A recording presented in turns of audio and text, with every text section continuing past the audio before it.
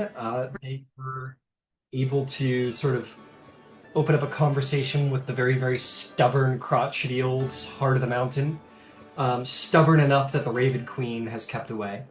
And uh, you guys basically accepted a rather dangerous um, responsibility of clearing the elemental rift of a very dangerous faction of elementals that had poured through the rift recently. And the Heart of the Mountain's like, I can't pay you. And you guys are like, I don't care. He's like, free labor at level 12? Fuck yeah, dude. I'll take it. So you guys said, yeah, we'll be back tomorrow and we'll clean out your nest. And he's like, all right, shit, fuck. Um, let's see here. Uh, what else have we got? You guys made your way into Emon, having made contact with Cressida Halt in order to hopefully communicate with her and get an update as to the state of the world. And that's where you are. You came to the Rousing Spark. Ember received kisses and hugs from Mom, who's engaged to be married to Lord Andegard himself, or Delegate Andegard, I guess. And she has something very important to talk to Ember about. But yeah, you guys have the city of Amon sort of to yourselves, and that's pretty much where we're at. You have a meeting with Cressida tonight. If I'm not mistaken, you guys kind of woke up and talked to Permeason and Kane here, so you've got some time before that meeting would unfold. Because Kiro and the Three Musketeers, they've dubbed themselves, went to go shit the stirrup at the Varnos house. And Drysprin was very taken back to find out that her parents were worried for her well-being and missed her and love her. She's like, what the fuck? Who are you? And saw her little brother, who was very happy to see Drysprin, very disappointed that Drysprin was just dropping in for a little hello. Drysprin being more of like a cool aunt than an actual sister, it seems. Drops in, yeah, I've been away on for 2 years, you know. Here's a present. See you next Christmas. But that's kind of where we are right now. So let's. I want to pick it up with either because I know Ember and Yvaine wanted to go like shopping. I think it was, and Cedrick might have some stuff he wants to do. So I want to start with you guys. Well, for my part, I can super compress it. I had ordered some clothes. I'm picking up the clothes that were ordered. I've been gone for 2 years, so it'll be just a just a matter of figuring out where they are. And Gilmore's was I 2 years ago dropped off a a ring to get repaired. I'm now showing to pick it up. Understood. Okay, this is a very important. You guys are having.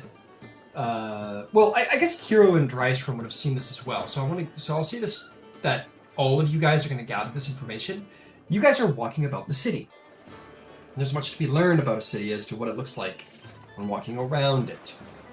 The city is not as you remember it. The buildings are all still the same, by and large, you know, other than the usual sort of. Actually, I'd say like everything looks like pretty exactly similar. Some stuff might be like some buildings might be a little damaged, that haven't been repaired. With the League of Miracles around, that's very surprising that it wasn't just like finger snap done complete. Um, you would notice that there are lots of mercenary mages out of work. That they are kind of roaming around, drunken, complaining. You might see a couple of mages like using their exceptional talents for very menial labor. Um, and like you see one guy, he's like doing this with his finger, and a broom is sweeping out like the front step, and the guy's like not dressed well at all.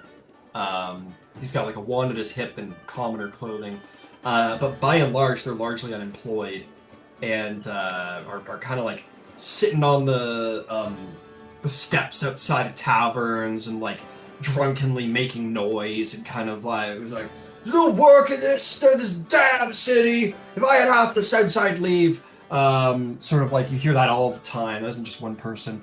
Um, People roam around. There's a tension in the city. There's a deep tension. I'm gonna roll by see if you hear any sort of heralds speaking about the local news because there is news. Um, yeah, you guys will catch up with a herald at one point. Um,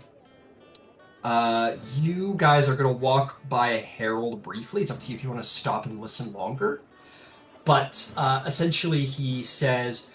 Tensions grow in the Rhythmus jungles as more and more settlements go dark. Word has not been heard from as far as Nindrak Park to central Rhythmus Peninsula. The elves have yet to make a formal statement as to the state of things in the Rhythmus Peninsula, but the Orion elves are reportedly possibly extinct. And all kinds of shit like this. Is it they don't it's not like CTV where they're like spreading news and they're like Iron Authority or something else. Check it. It's not like that. They just sort of report the news. They don't add a little flavor to it. They're very like this is what it is. Um, there's more stuff like that. You could stop and continue listening if you want, but that's what you catch on a walk by. Yvaine and Ember. Would you want to stop or do you want to keep going? Just want to check.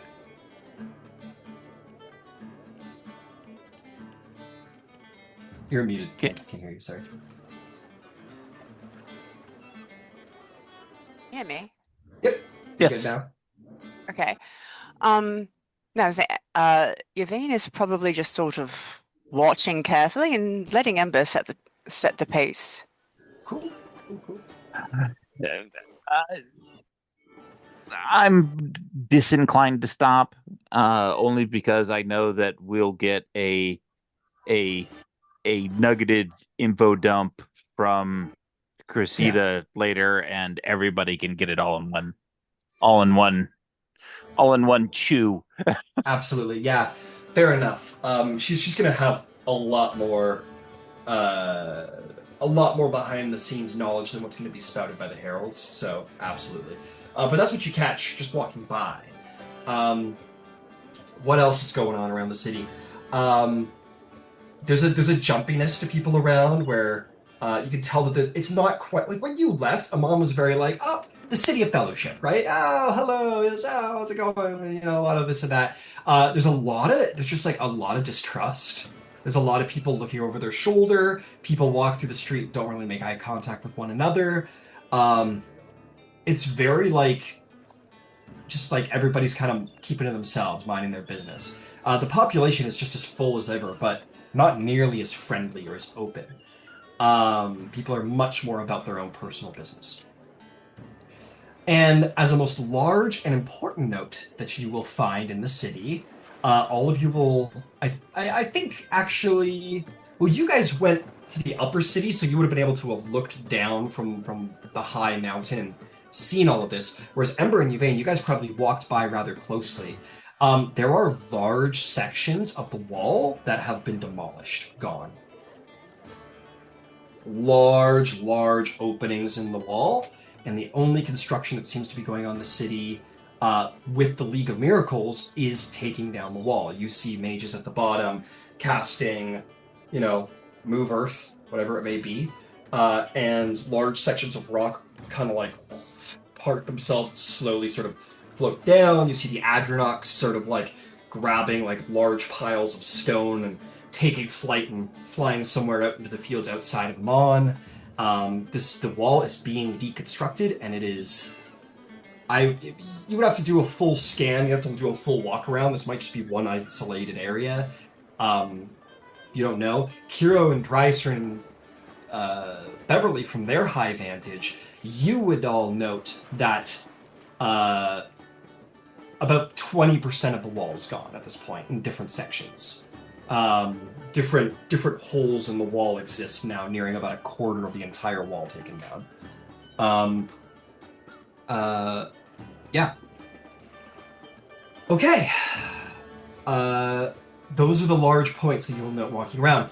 Ember, you walk into. I can never remember where I put her damn name down. Our tailor. Uh, Alindria? there we are. Alindria. That's right. You walk into her establishment, which looks as fine and well as ever. And you walk through the door and you see she is there. She does not look like she's aged a day. Much like your mother. She is an elf. She turns around, she sees you, and she goes, Ember Van Zyl and Yvaine Starborn. My, it is good to see you walk through my doors again. My favorite customer, Ember. How have you been? I have been gone longer than I would have anticipated, I would think apparently. so. My only despair is that I've not seen you in so long. Well, believe it or not, it's been 3 days, 4 days Well, from my considering the last perspective. 2 years. Oh, there it is, from your perspective. I see. I've heard. Actually, she's an elf, so she will just be having this information. She goes, I took a trip to the Fey realm. Did you? No, would that it were that pleasant. Yeah. But it's the same sort of deal. I see. Well, welcome back. Regardless, these things happen. Time. You're lucky that it was only 3 years. Two. Sorry, Could, two. could I? There's something I was wondering if you could accommodate, and she'll pull her hair back so that Alindria can see. Oh I, I, my. I don't know if there's, and she'll like fuss with her hair to get it back. I don't know if there's like a, a I don't know if there's something you could do that She would make it less frightening. she comes over to you and reaches a hand out, and you think she's gonna like touch around your eye or your cheek or something, and her fingers brush along your vestige. Actually, she goes, "That is a magnificent piece, I must say. Did you still want to build a wardrobe? Because if this is your centerpiece, I would build a whole wardrobe around this. In fact, Yes, allow me to give you a discount. It would be my pleasure." of course. But did you Oh, did you? it is no matter, darling. There are plenty of people and warriors and such who have injuries out adventuring. It is sad to see, of course. We never want to be injured such, but the good news is fashion can make all the things work in the world. Okay. Now, she takes you sort of by the arm, starts immediately taking you over. She goes, "It's been some years. Let's see if it's been 3 days for you, but it's been long enough for me. Let's go take your measurements. Now, tell me, this is a fine vestige. Were you looking for something like a veil, perhaps? I think a very fine, almost Marquesian style veil would be very beautiful. Oh, hear this, darling. I had this magnificent man come through, and he had a mug, and he had this beautiful design. I thought it couldn't possibly work because the person would go blind, but because allow me to show you. And she basically like minor illusions while you're standing there and they're all taking your measurements. She does like a little minor illusion. It basically creates a veil of like dangling crystals and jewels that like fully cover the eyes, but they dangle enough that there's sort of like the mystery that you can kind of see behind them a little bit. And she says, now you'd think that you'd go blind, but because they're so close to the eye, it does of course obstruct the vision to some degree, but you can see through. But I know you're the adventuring type, so perhaps an illusion can be put in place that you might be able to see while creating a sort of veil appearance above the eye. It could be very interesting. I don't think an eye patch is for you, darling. We need to show off of those elven features. And she just starts going into it and going into it. But she essentially comes down to the fact that, like, she's seeing the sort of, like, divination, sort of, like, divine aspect of your vestige, and she's like, we should add to the mystery. We shouldn't hide it away. You should have a veil to sort of cover your eyes and leave a little mystery of what's beneath. You know, does that sound fair? I would. I am glad to inspire you. That sounds amazing. Would you prefer I would never silks or interfere with such an jewels? artist. Of course, of course. Now, would you prefer like a silk veil that's sort of just like a flowy bit of material that is see-through when close by but hides away when further by? Or would you like some like illusory dangling crystals, perhaps? Well, if you're doing an entire wardrobe, it seems like we probably want to be able to adapt for situations. Both, my favorite word. And she will happily start going to work with that. And she goes, "Oh, Ember, darling, I'm sorry, I got myself a little distracted. Please bring Ember his order. You know where it is." And sure enough, your order will be brought forward, which has long been sort of sitting and awaiting you. But as you pull it out, it still looks freshly made. You get the sense it hasn't been touched since its completion, and it's the fine outfit that you requested. Was this something that you had a design for, or something that I was supposed to have a design for you? It's I been 2 years. I'm actually picking up 5 outfits, and Oh yeah. I have designs. Then beautiful. Makes my job all the simpler. Magnificent. Um, uh, yeah, you pick up all 5 outfits, and they will be to your specifications, and might even have a little uh, common magic item, sort of like whatever you want integrated there, some aesthetic. Probably Just ever clean. yeah, just the I don't I don't have to do laundry. Yeah, exactly. That don't do laundry. Everybody loves not having to do laundry. Precisely. And she just starts going to work on Yvaine. And if you allow her to, Yvaine, you could be here for a couple of hours while she like takes your measurements, then takes you upstairs and sits you. It's like real Halston situation where she like sits you in a chair and she brings forward like models wearing different like pieces from her thing. And she was like, "Now imagine this with this piece over here, and what she's wearing over there. I want you to take the dress and I want you to add it to the corset. And then of course these veils are what I have." And she'll just like keep you for a minimum of an hour to much more than that, and just like feed you biscuits and teas and maybe a little wine, whatever you want, while she just like takes you through a menagerie of outfit styles and designs and mixes and matches. I have to be back at dusk. That's the only other place I need to be. If Ember wants to go to Gilmore's and like it's I'm very good, but narratively I'm happy to be here because you know Got it. Yeah. I'm a little She. Yeah. They're nervous taking about your. the eye. I won't lie. Yeah. While they're taking your measurements, she goes over to Amber and she says, "You will let me keep you vain. You have other errands, Oh, perhaps." absolutely. Excellent. Is there anything that you need picked up from Gilmore's? I'm headed that way. Oh, darling, you're far too kind. You're far too kind. I have my people for this. I will not have such, but thank you very, very much. No, please, take your time, and I will return Yvaine to you in good spirits in, shall we say 2 hours? Oh, fantastic. Oh, very well. Okay. Well, you have a lovely day. I will take care of your elf for you, your half elf for you. And she will sort of take Yvaine deeper into the bowels of her beautiful and elegant clothier. And yeah, Ember, you can head over to Gilmore's while Yvaine, feel free to have fun with Pinterest. Each outfit will cost probably like 60 gold. Because she does a good job on these.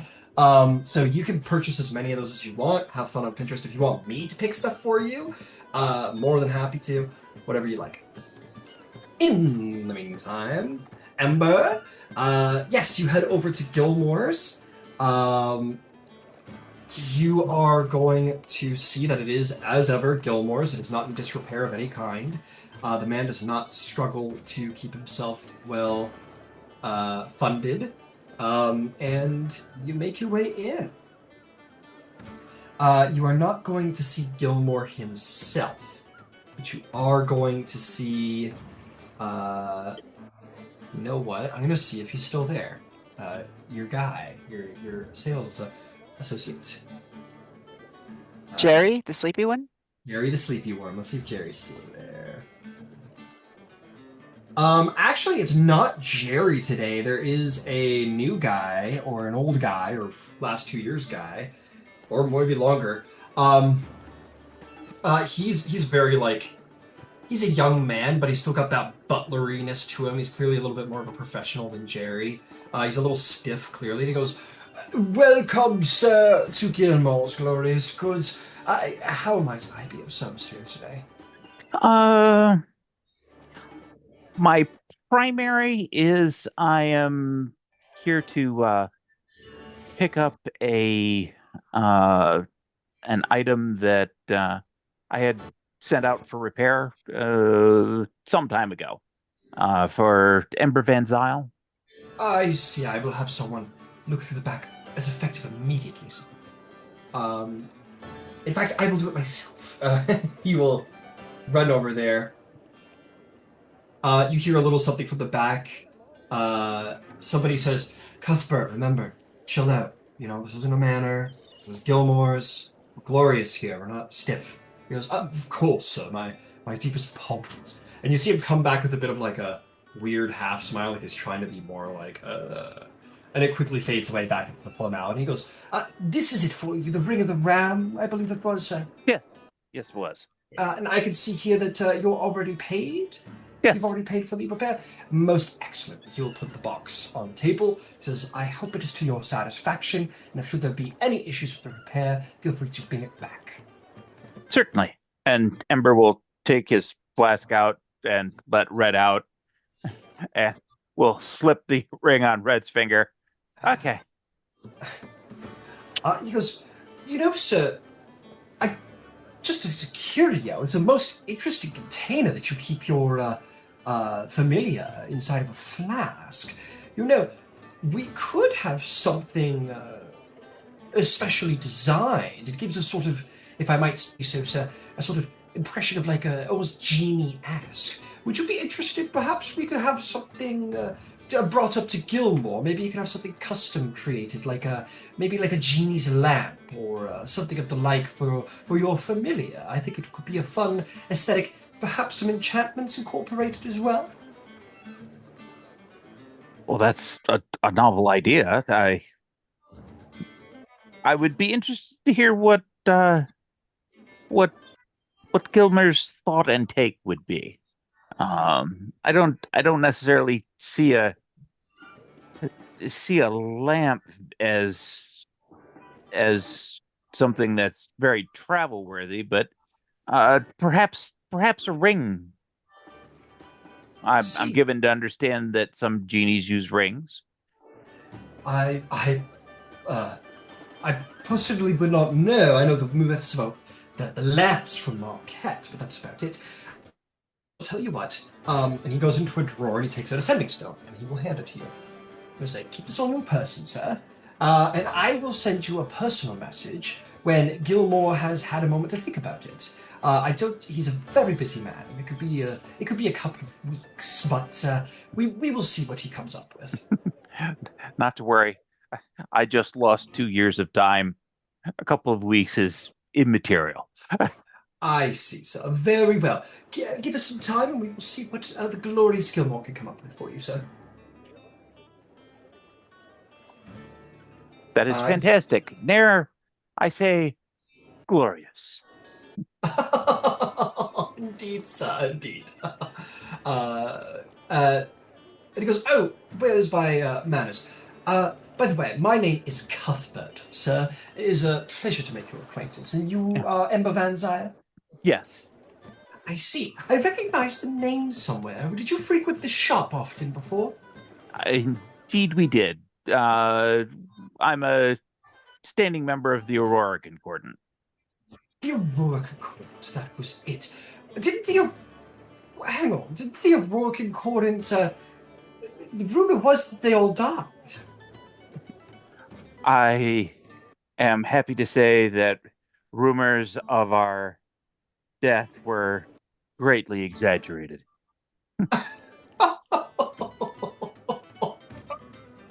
Indeed, sir, of course. Most funny. Well, I am glad to see that you are in good repair, and I know Mr. Gilmore held your group in such high regard. Perhaps he will bump you to the front of the line. We shall see. Again, thank you very kindly. I may just peruse a little bit. I'm not, I'm still getting my wheels about me, and my companion won't be ready for another couple of hours. Very well, sir. She is getting some wardrobe assistance up at Alindra's, so that'll take a little time. Of course, sir, of course. Fantastic. And he will, yeah, he'll like, yeah, you're more than welcome to look around. As ever, I will reserve the right to say nay to some items, but you are more than welcome to look through not anything from the, what do they call themselves? The, nothing from the partnered content, just because I like to have some secrets up my sleeve sometimes. But anything else, feel free to take a look through the magical item list from common to very rare, and let me know if anything sparks your interest, because it might be in stock. In the meantime, Cedrick, good night, good sir. Are you with us? I'm indeed. Oh. Excellent, excellent. Is there anything that you would like to do in Emon before this evening's sort of update about the state of the world? Naman, no. No. Okay, understood. Very brave. Got it. I will tell you what, Cedric. Before the three musketeers depart, Beverly's going to come over to you. And she's going to say, Sir Cedric, you, I notice when we go a lot of places, you kind of don't have a lot to do. I know that you really like to be in Westruun, right? That's kind of like your place. That's where you want to be. Sort of. Okay. Well, I was thinking maybe you should have the hat. I mean, I don't know what your attunement slots are like and everything, but I don't know. I just kind of stick with the group a lot, and maybe if you had the hat, you could kind of go wherever you want and kind of show up again whenever you need. Would you be interested in that? That's a astoundingly generous offer. Oh, it was given to me by someone who actually bought it. Like I said, I stay with the group mostly, so I think it would be better if you had. It looks kind of piratey right now. I'm sure you could go somewhere and get it to look like maybe more like a knight's helmet or something. But in the meantime, you can have a cool feathered hat, and she'll pop it off. She'll hand it to you. And this is the helm of teleportation, technically. Yeah, I certainly appreciate that. I will accept the gift of its use for the time being, but I believe this is very much your own. Well, you're one of us, aren't you?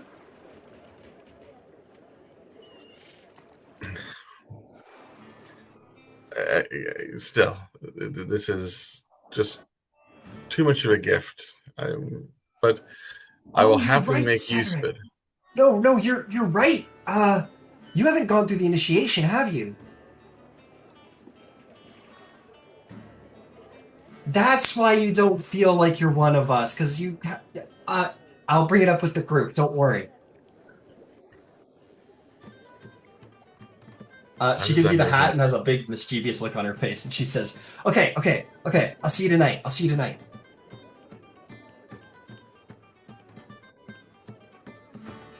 think I'd rather be going into battle." If you want, you can head over to Gilmore's and see if they could transfer it back into like a cool helmet for you if you want. It wouldn't be of great expense. But in the meantime, you have the hat of teleportation. And as a reminder, it's kind of like a musketeer's hat. It's got that sort of like fold on the side with a huge feather, but it's like covered in like a fisherman's or a sailor's or a pirate's like memorabilia all over. It's got like little trophies and patches and all kinds of stuff hanging off of it. It's very loud. It's a very, very loud hat. But you can easily get that transferred into something more your style if you wanted to. for now, being full up, so to speak, he'll toss it in the bag of holding for the moment. Okay, I understand. Sweet. If there's nothing else that Cedrick wants to do. No, I think he's actually, if anything, seems just a little fidgety. Oh, fidgety, fair enough. Well, there's plenty of good cheer to be had at the Rousing Spark, and you can hang out there for the time. Okay. With that, I will say, Yvaine, your orders will be done in maybe like a week. It's like it's probably depends on how many outfits you want. How many outfits do you order?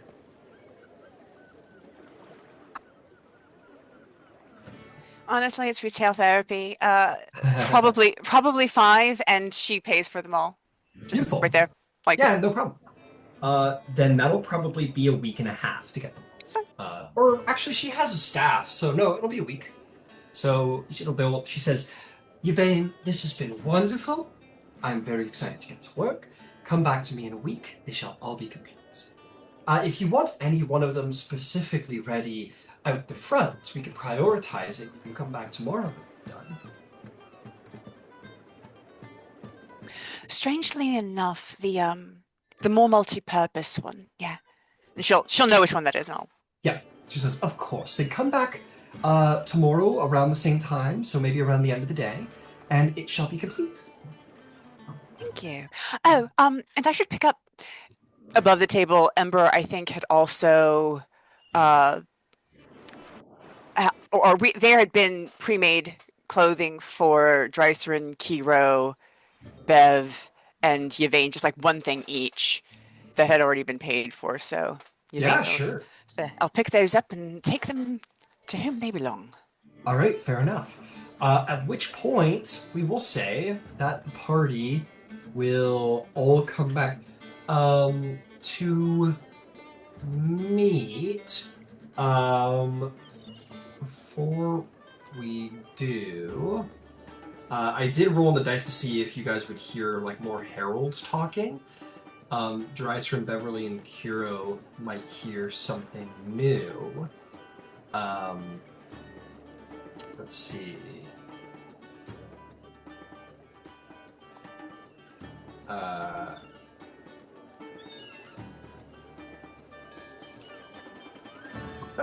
Let's see. What is going on?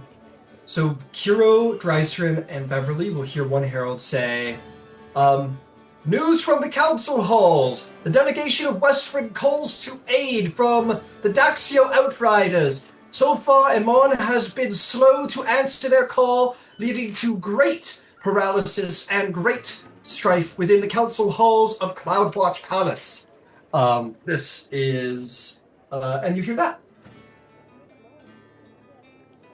You can continue on your day, if you wish.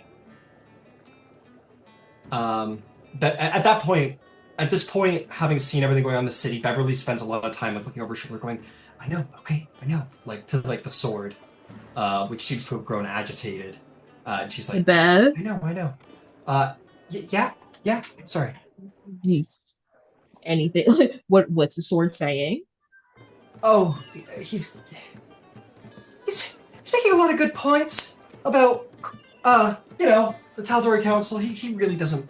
He doesn't like the Tal'Dorei Council. He's a little fired up right now, is all. I'm starting to see the appeal. Just a little bit. I don't. Idle curiosity. What kinds of things does it say? Well, the first is, you're probably not gonna like it, but his big point, he really, he really doesn't like Vexalia. His big thing is that, fame and skill with a bow. Yeah, I know. Fame and skill with a bow isn't a proper resume for having full access to a Republic's treasury. And clearly, she's failed. Hey, I That's don't like that's who not he really doesn't like Vexalia especially, but all of them, he's like they're all probably they probably are all in the pockets of the the League of Miracles because they owe so many debts to them. And he could go on. don't understand where the sword is coming from. It's just I wonder how biased a sword. Well, I. He, okay, I'll tell her. I'll tell her. He goes. He says that he's would probably be the least biased individual of all because he wasn't born here and doesn't come from this time, so he's kind of seen as probably more fresher than anyone who might have sort of national loyalties. Which is That's his opinion absolutely about which bias. which is absolutely fair and valid. And it was idle curiosity. I was not looking to get into a debate with the sword. No, I just wanted to know. Oh, make no mistake, he's not like angry or lashing out or anything like that. He, like I said, he's got like this calm old wise guy kind of thing about not wise guy like gangster, but like wiseman kind of thing. So he's just kind of he, he's just feeling a little bitter about how things have turned out for Emon and the Tal'Dorei Republic. Again, it's not that I don't see where he's coming from. I might agree with some of the stuff he said, but I interested. Uh, he says he'd be more than happy to share more of his thoughts and ideas if I'm willing to share, and I'm always willing to be of assistance. Well, I didn't want to make you communicate for him. Zarwalg's sword had a whole bunch of weird stuff going on in the place that shall not be named because it still gives me nightmares. But, you know, taking advice from talking swords is relatively new for us. Yeah, that's fair. That's fair. I mean, I don't mind, and I don't. He has a lot of really smart things to say, smarter than I am, and I don't know if any of you wanted to, you'd be happy to talk, and I'd be happy to talk for him. I am sure that Yvaine would take you up on that offer in a heartbeat. Maybe one of Happy's, probably half of one of Happy's. Okay, cool. I'll bring it up with you, mate. Cool. And with that, you guys all meet at the Rousing Spark. Before you go in, Beverly's gonna rally you all. She's gonna say, guys, wait. Before we go inside, there's something very important I think we need to discuss. We've been through a lot recently, with Sir Cedrick, and I was thinking it's probably getting to be the time that we should initiate him. Oh. Hold on, is she inside with all of us, or is she... Oh, you guys are standing, on the street outside the Rousing Spark with you guys all. Okay, but we're there. Yeah, everybody's here, Okay. except Cedric, who's inside. Initiation? Oh, it's true. Oh, you lost your shit. memory, right. That's right. She tells you to look wherever... just because... I don't want to spoil the surprise for Cedric too much, but she, tells you about it and make an intelligence saving throw. It's not somewhere that she would see it, and so unless somebody told her that it was there, I got a 2. So she really can't see it. So she had no idea that it was there. So you just kind of oh, what? Well, because she got 2 that day. She discovers both of them then. Yeah. She goes, so what do you guys think? Should we... I think, we went through a lot, and he did some really impressive knightly stuff, and I think he would feel like more part of the group if we did this to him. Always with consent. I think we should give him the option. In respect to him being a knight, I think we should present it to him when he's sober, because he's a good fellow. I think he'll go along with it, and perhaps we find a reputable practitioner. Okay. Yeah. Oh, isn't that part of it? It's right. It's specifically You're not Miss a reputable person. I suppose that has sort of become. I mean, I know if It I didn't could start get that one, way, but I yeah. would. I know if I could get one, and I went to a respectable establishment, I'd probably start to feel a little sad after a while that I didn't get to have a really bad one like everybody else. All right. Well, you know something? We can take it up after we find out what the fuck has happened. Fair enough. Just thought I'd bring it up.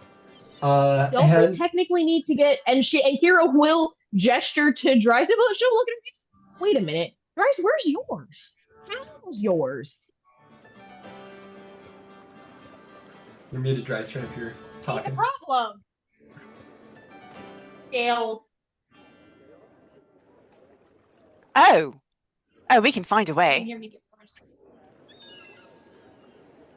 So at least have someone to go with him. Yeah, that's true. I thought we had gotten Dryster. But either way. Cool. With that, you all head inside. Cressida Holt is not here yet, but Cedrick certainly is.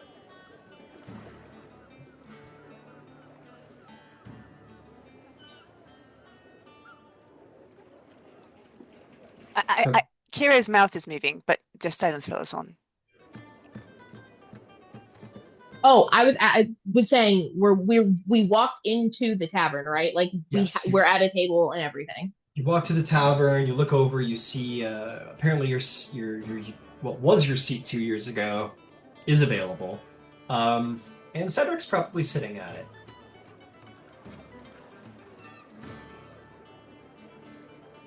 Yvaine hands everyone their dry cleaning.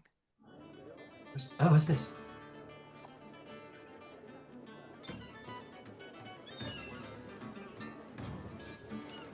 You know, I almost forgot about these. I did.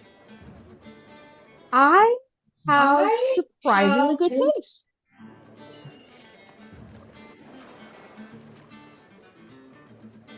Well, thank you. What does it look like, Yvaine? Or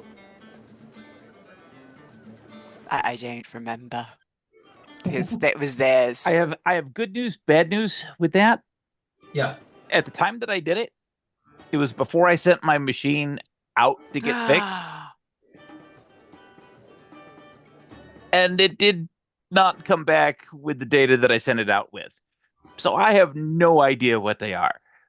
But Okay. go out to Pinterest, pick an outfit that looks cool. That's what we decided on. Fair enough. Fair enough. Whoever did the purchasing and the design is more than welcome to pick an outfit for Bradley. I'll leave that in your hands.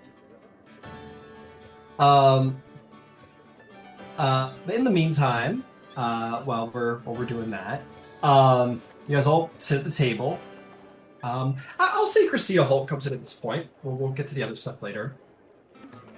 Similar as she looked at her doing Yvaine, ever stylish Cressida Holt, ever sort of elegant, but sort of businessy looking. Expositor Cressida Holt enters into the tavern in her cobalt blues. She does look tired. She does look stronger, though. She looks like somebody who has been working very hard, both mentally and physically, and maybe not getting enough sleep in the middle. So it's not like strong as in like she's built muscle, but like you can tell like it's that sort of like athleticism that's kind of built under stress. You know what I mean? That strength that's built under stress and difficult circumstances. So her body looks like ready, essentially. I'll whip out her mini because we haven't seen her mini in a little while. Beautiful. Job, Holt, Cressida Holt.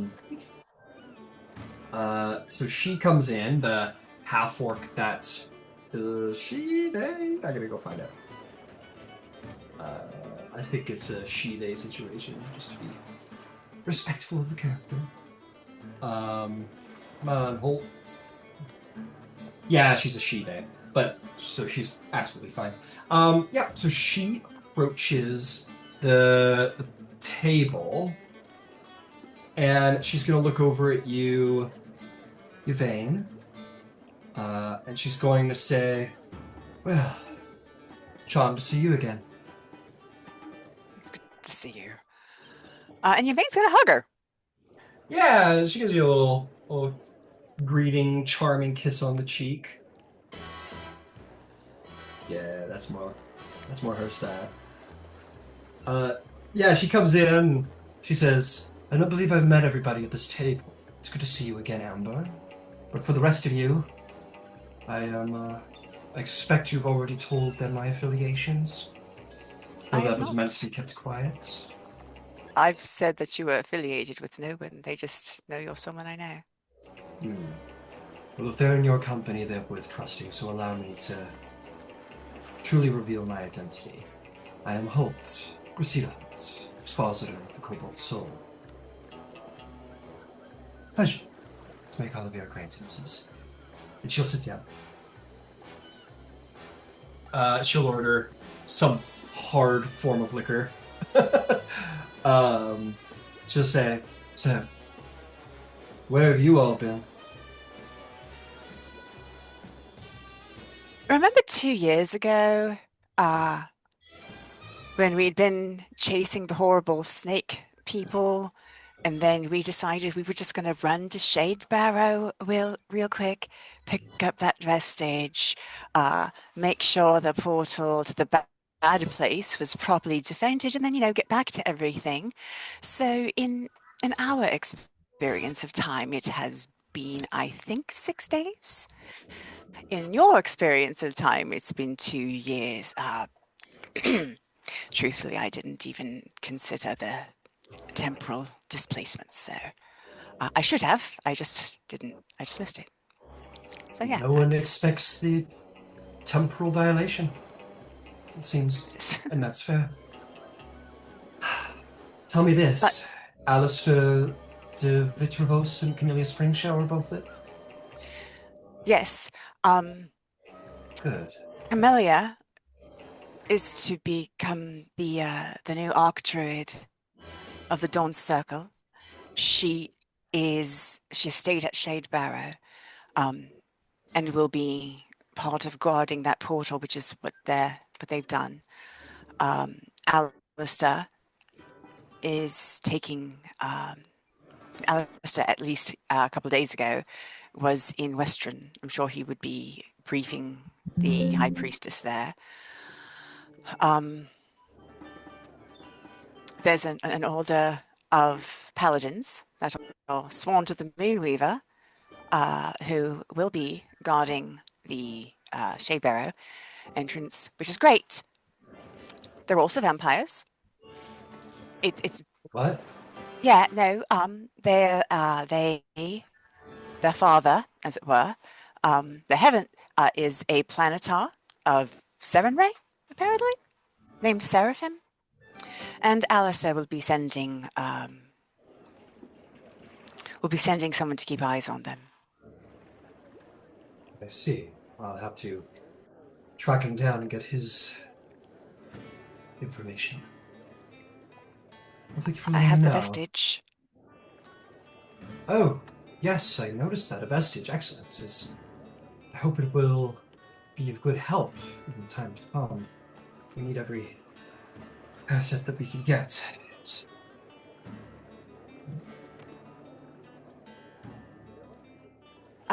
So yeah, Thank you, honey. that's been. I think that's the. Obviously, there are details and a lot that I'm going over quickly, but that's the short story. Well, it's time for the trade, isn't it? She sort of looks around and kind of leans in. You expect she's going to probably share in this moment a lot more than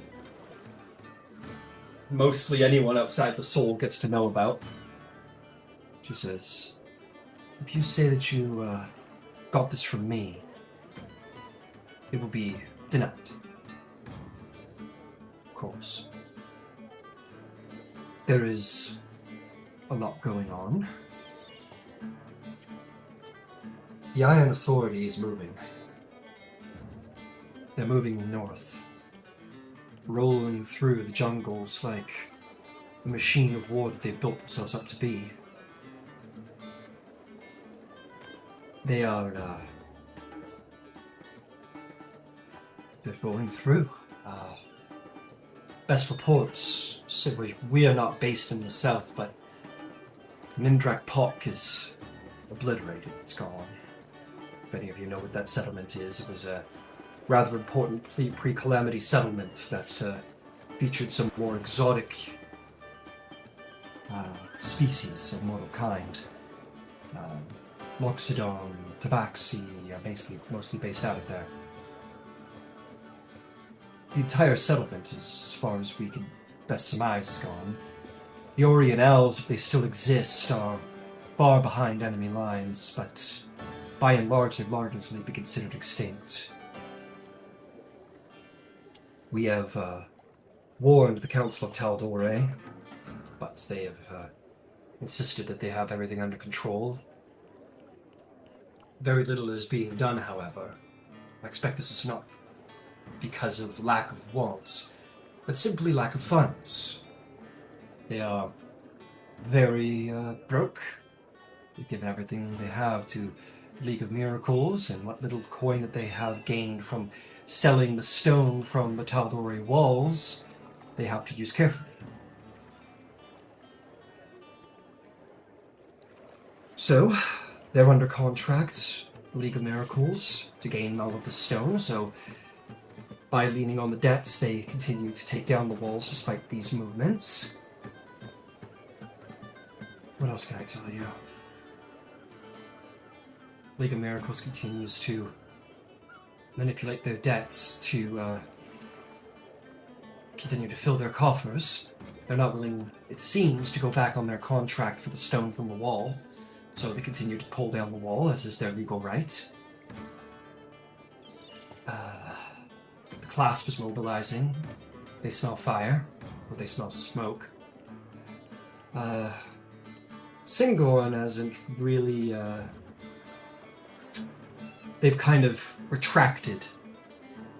They still have diplomats working here, of course. They still are represented at the council, but all of their warnings and troop requests have gone silent. They essentially attend, and not much more at this point. They have, by all means, a figurehead who sits there now. It seems that they've lost hope in the Tal'Dorei Republic and have retracted. I expect that they keep only their delegation there to keep ears on the state of things in Emon, but the elves are retracting back behind the walls of Singorn. Knowing the elves and what they do, chances are they're going to hold out and try and do what they can for their Orient elf cousins, sisters, is how I call them, for as long as they possibly can, and then they will probably depart to the Fey realm before they are laid siege to. We'll circle back round to that, of course, but for the time being, war drums in the south. Settlements are going dark, and it's traveling ever onward north. We have been spread rather thin, the Cobalt Soul. Westruun specifically has called for aid from the Daxio Outriders, and Emon has not answered their calls. I expect they wish to consolidate their forces. They have yet to appoint a Master of War to the Tal'Dorei Council. Keljaya? Yes, their eyes still remain upon Keljaya to do this. Keljaya grows, I expect, ever bitter, as I've spoken to her on many occasions. She is still being considered for it, and she stands ready to be appointed, but she is pulled between wanting to go south and start fighting with her old mercenary bands and doing what she can to waylay things without proper military force, or staying here and await for the appointment so she can have proper resources to go south. She is torn between action and the frustrating politics she's been thrown into. In your assessment upon the council, what has been the primary stumbling block to naming a Minister of War? If I had to guess, by all reports, by naming a master of war, they will be declaring. If they declare war, that will require them to rally an army, rally troops, rally the Daxio Outriders. I expect, due to their increasingly empty treasury, they lack the funds to support such a declaration. And they're waiting to the last possible minute to accumulate as much funds as possible to possibly support such an effort. That, or they're looking for alternative solutions. Is there anyone in particular who is championing this argument? Well, Keljaya herself has long been an advocate and voice, but she has lost the support of the Elven delegation as they've largely retreated from Tal'Dorei politics. She would be the most vocal person for war. The Westruun delegation as well. Who's the most vocal against it? I don't think anyone is particularly against it, frankly, at this point. Now that settlements have started to go dark, there's a lot of call from the people to go dark. It is the difficulty of popular request is that war begin or something of the like, but the lack of ability to do so. The lack of ability to, supply an army, feed an army, train an army, field an army for any given amount of time, given what's in their coffers. All right. So that would probably be the largest reason why not. And as has always been the tradition of Tal'Dorei, perhaps they're hoping that some alternative solution rises. Traditional warfare is... you should speak to Keljaya if you wish to understand warfare in and of itself better. And how she would go about conducting it. I am an expositor and an information gatherer and librarian at the Cobalt Soul. I understand the information, but it's more knowledge versus practice when it comes to all of that.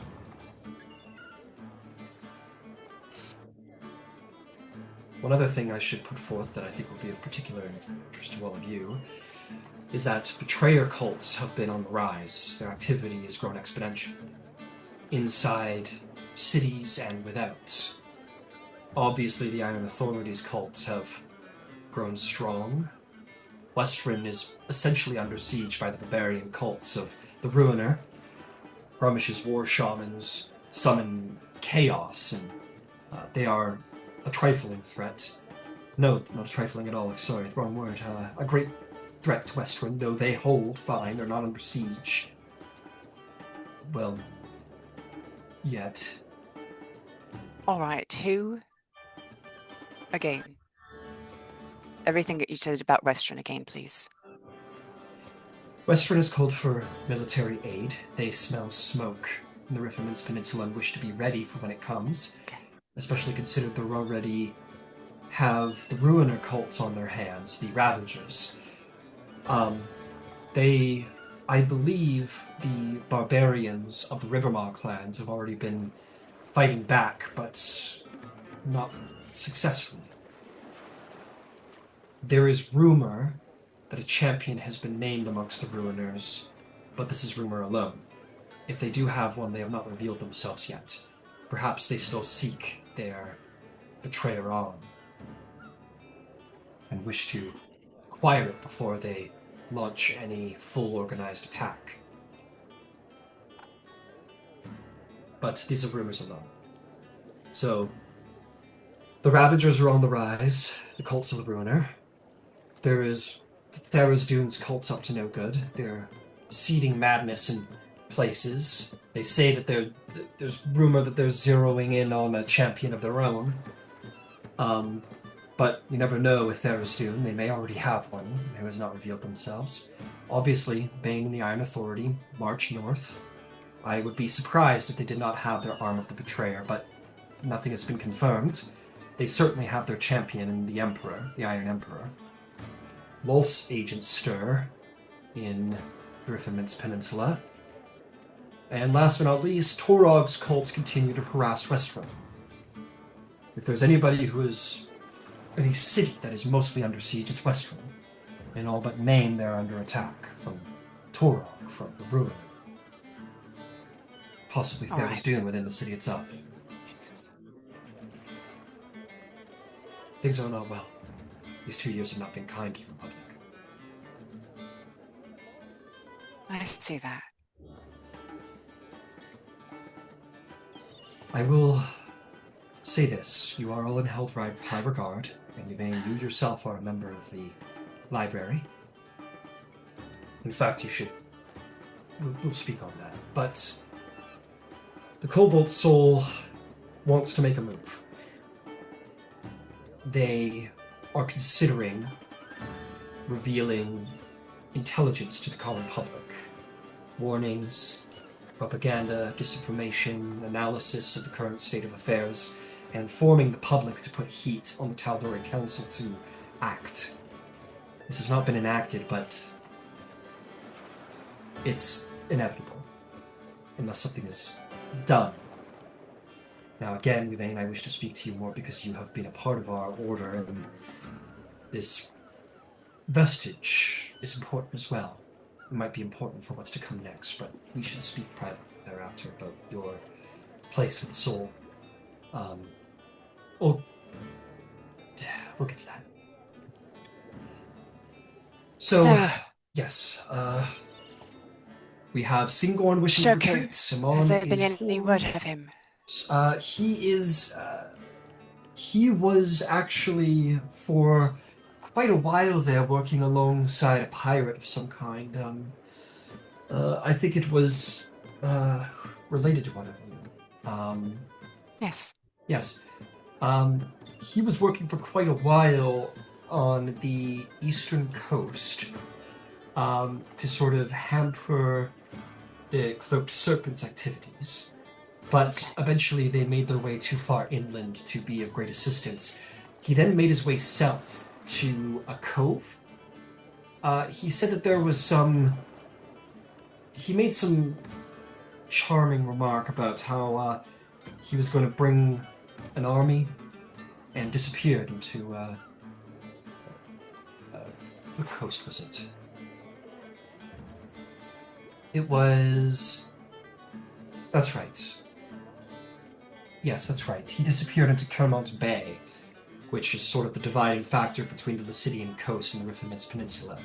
His ship went in there and disappeared. His pirate companion returned to, well, pirating. Is hitting scores out of around the Lucidian Ocean out to the south. It has been surprisingly beneficial, actually. We have reports that they're not entirely... On the surface, they are a scourge. They have been hitting the Tal'Dorei Republic shipments, but our intelligence tells us that some of these may be covert Cloaked Serpent operations. Either way, they are filled with golds and jewels no longer, because they are probably in her stores. She appears and disappears from time to time, but Shoku disappeared to Kermont Bay about a year ago.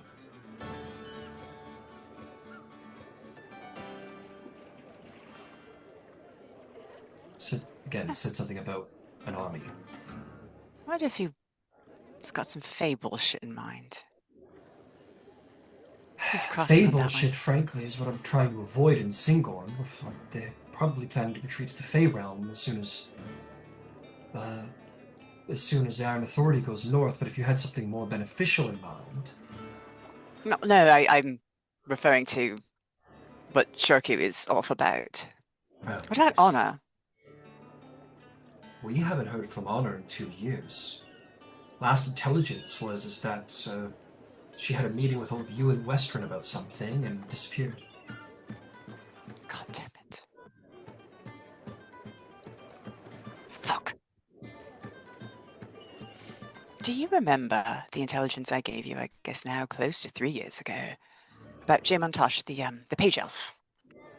The agent for the League of Miracles who's likely responsible for robbing Emon of an enormous amount of azurite? That one?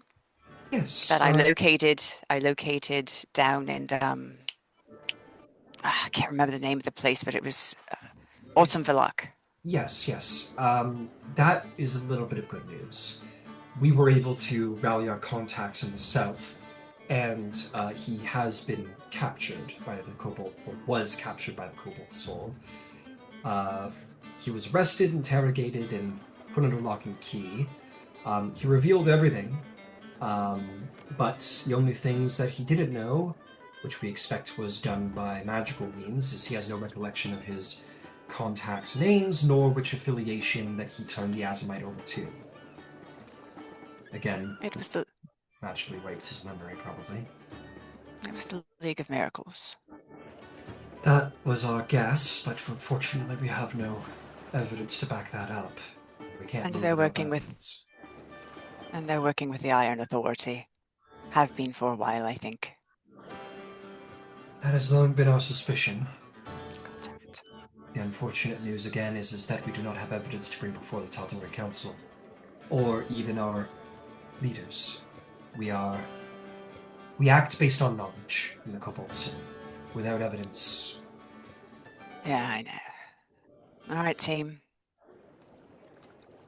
So, Obviously, the priority has to be Westruun. well, there are a number of priorities. I will say this. The time is not on our side. Singorn will depart for the Fey Realm if they are not brought around. Westruun might fall to the Ruiner.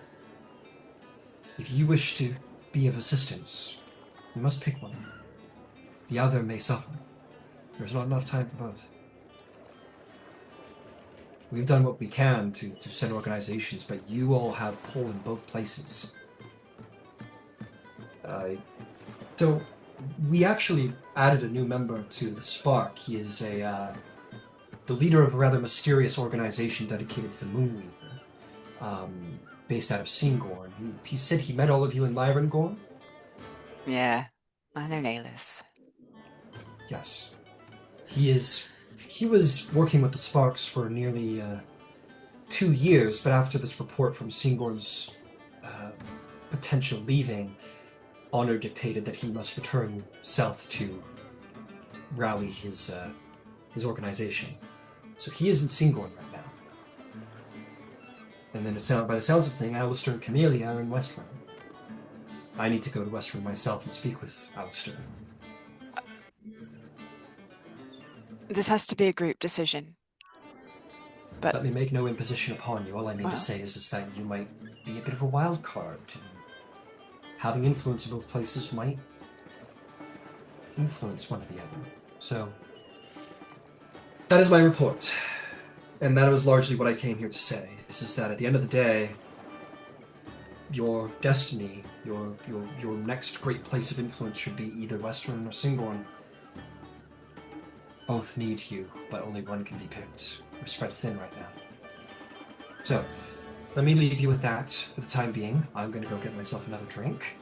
Feel free to call me over when you're ready, and I need to speak to you, Yvaine, about Cobalt Soul. So, take a minute. Absolutely. And yeah. No, go ahead.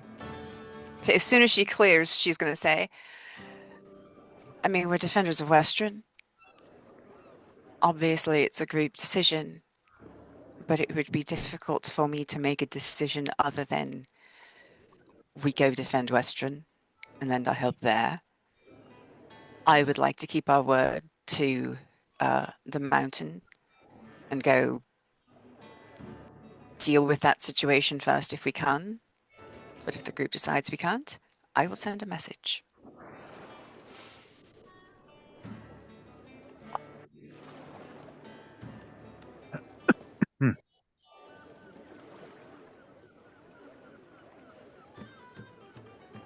My concern is that in the minuscule memories that I do have, Westruun was a problem 2 years ago.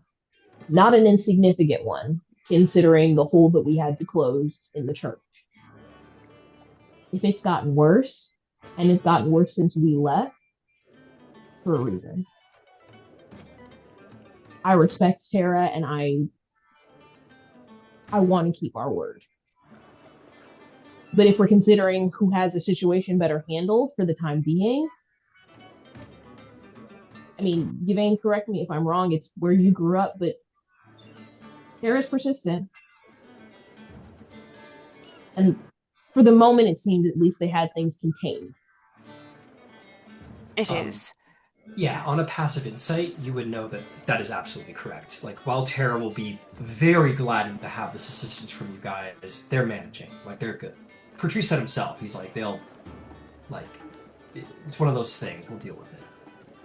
It's these two places that are, in their own ways, in greater dire straits. Even if we go directly to Westruun Ember, there's something we might be able to do to help Patisse, and we can talk about that afterwards. So yeah, everyone else?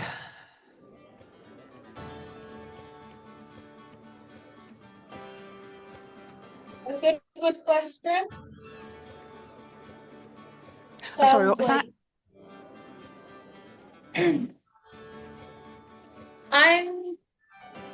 It sounds like Westruun's in the more danger, or I don't know, but something to that effect. I don't know. This is weird. Time is weird. Time is weird. Beverly will say, well, it sounds like Westruun is in great danger, but and Singorn, if we lose Singorn, that's like, I mean, I'm no great strategist, but that's a major like military stopping kind of like speed bump for the bad guys. At least as far as my mind goes, like one thing I know is that Singorn, they have like a legendary military. Their soldiers have been trained for hundreds of years. Without them, that's a huge defense gone down, and the sort of door to the Republic is open.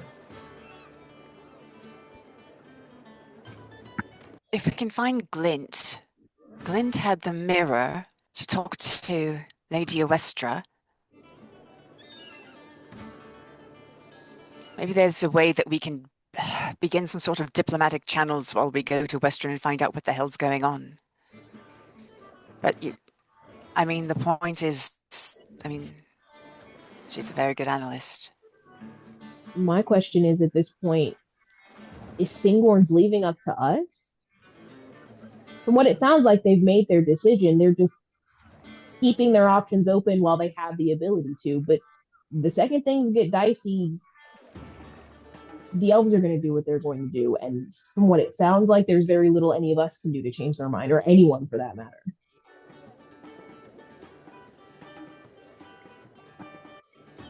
I would go so far as to say that it is not a question of things getting dicey. Things already are. This would not have been the first option to retreat into the Fey realm, given their location, their history,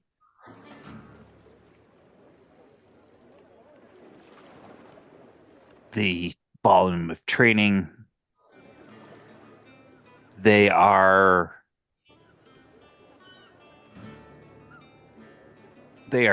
already being pressed.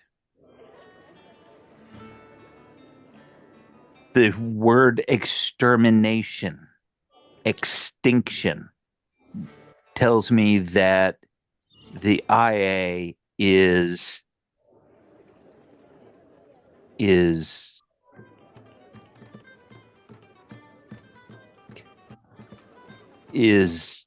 burning and salting the ground behind them. Beverly looks over her shoulder and back. She says, the sword says, that's not the case. She says, this is the... Okay. She goes, the sword says, this is the Strife Emperor. He's not about destruction. He's about domination. He means to bring all people under his reign and his rule. He will kill, but he wishes to dominate life, not to extinguish it.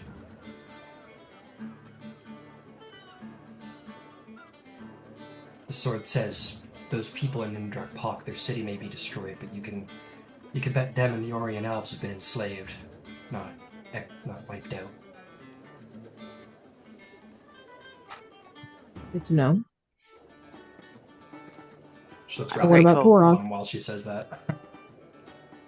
But then what about Torog? Anyone could roll a religion check if you want to know what like Torog would be interested in. I'm good. Anybody's welcome to. Just so you know, Dryson, we can't hear you if you're talking. No, I was talking to Kiro. Kiro had her headphones on. It's a thing. No worries, no worries. Technical difficulties this week. Yeah, no problem, no But problem. I rolled a 17 plus 7. Ooh. So, Yeah, this is not your wheelhouse, but you have encountered Torog enough, that. and that's a good enough roll that you know that Torog is the god of torture and torment, and you don't know the like ins and outs of the doctrine and the logic of the doctrine and like how whatever it is, but essentially through torment and torture and all this thing, they mean to create followers. So it's not so. The Strife Emperor means to bring all life under his domination, and while yeah, he wants the loyalty and the praise and worship of many people, that isn't as important. If you believe in like a prime deity and a god of good, he will bring you under his empire and enslave you to it, and sort of beat that worship out of you, and force you to worship him, sort of indoctrinate you into his empire, whether you like it or not, enslave you. Torog isn't about taking slaves and dominating life. It's about tormenting life. It's about torturing it and bringing pain to it. However he makes cultists by doing that, you don't know. You don't know where someone gets tortured and they're like, yeah, this seems good. This seems like this is a cult for me. But that's how it works somehow. So he's about torment and torture. The Emperor's about domination. Hey, I'm gonna throw this into the soup. You may recall that we were supposed to be on a boat to stop the Zahir's champion from performing some kind of ritual, which I feel like was going to make it easier for them to infiltrate. I don't know. But we almost certainly didn't stop it. Ask Cressida about that whenever you want to call her back. I'll say the table just sits there.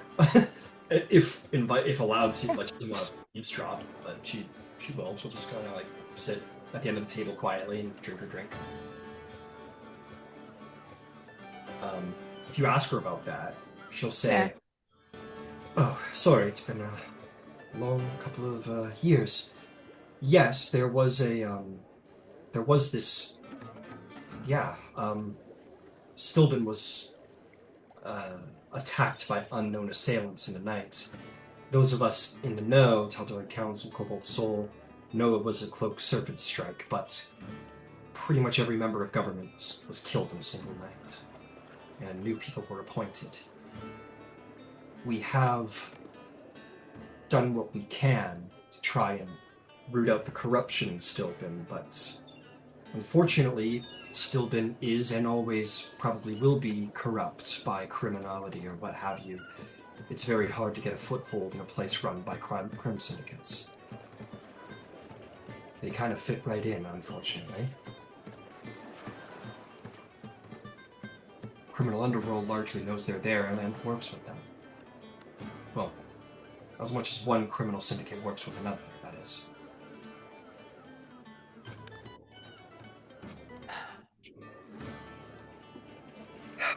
this isn't all on you. I want to be clear on that front. There's much that should and needs to be done, but this isn't all on all of you. We are doing all we can. The Cobalt Soul. We're working. Beverly will look forward. She'll say, the sword. It's saying there's a third option other than going to Singorn or going to Westruun and trying to fix those places. The sword is telling me very specifically before I say the next part to apologize for the abruptness and extremity of this plan, but it needs to be said as time is of the essence. She looks around the table, clearly uncomfortable to say it. She says, it's saying that perhaps the leadership of the Tal'Dorei Council needs to be replaced. He goes on to say that all things come down from the top and all things from the bottom go up, and right now the council is deadlocked by debt and inaction, and action must be taken in such trying times. The longer we wait, the more terrible things get, and perhaps a monarch or a warlord or some whatever government is decided upon should be installed, as this government clearly has failed its people. And the body shouldn't suffer with the mind, is what it's largely saying.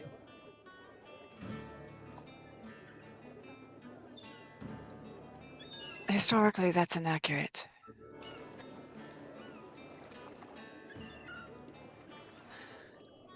If we take everything into consideration,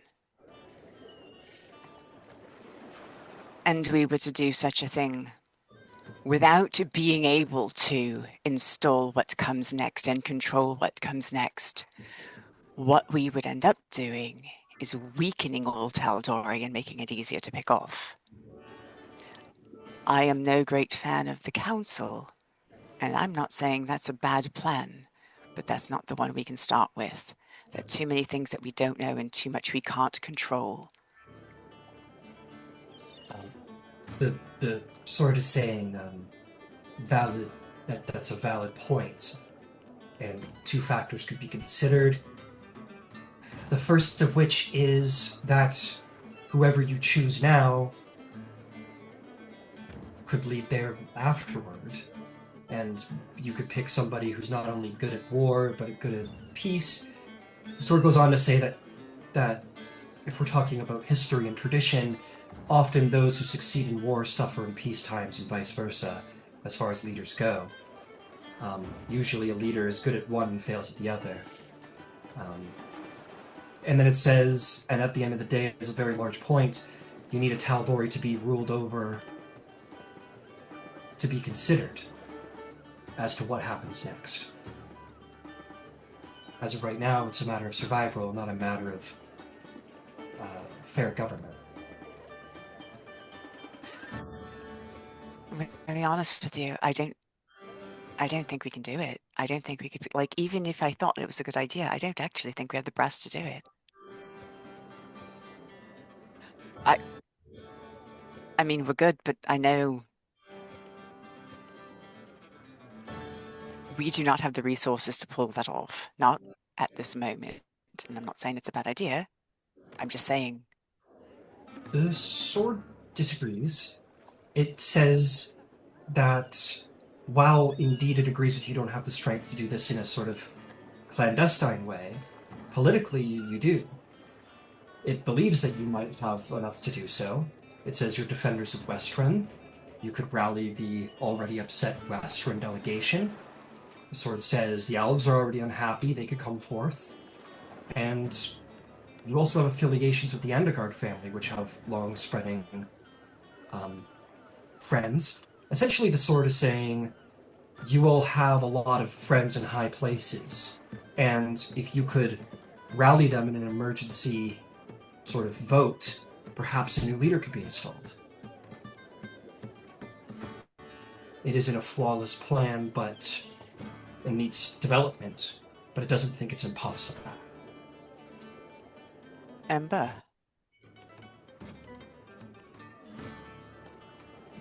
Ember will stand and will minor illusion our map of Tal'Dorei. I will put the map up on Roll20, so anybody who wishes to can go reference it.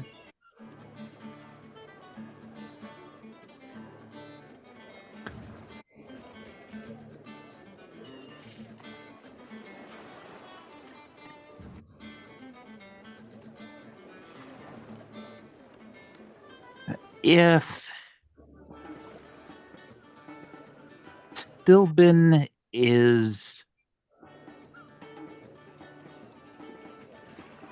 Stilben has always been compromised, but let's call it significantly more compromised. You also have other forces from the IA who are showing some significant threat, also from the south. The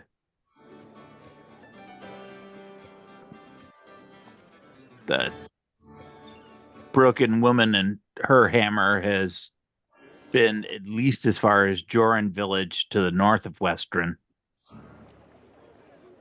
I don't see where there is any strategic choice than to bolster Westruun, because that also means a forward action to defend Zephyra as well. The IA, if it gets into the plains, has a awfully big run. Stinghorn is in mountainous terrain. The backside of that is forested, meaning that travel time is gonna suck. In my limited understanding, there looks to be only really one option, because Westruun is all plains to the south, and we can't let the IA have access wholesale to the dividing plane. We can't.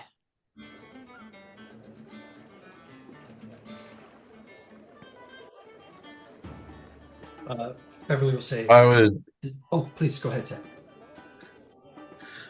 agree with that military assessment. It's the whole center of the continent.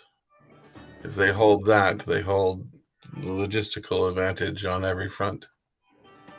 But I've held my tongue because I have no choice of where I'm going.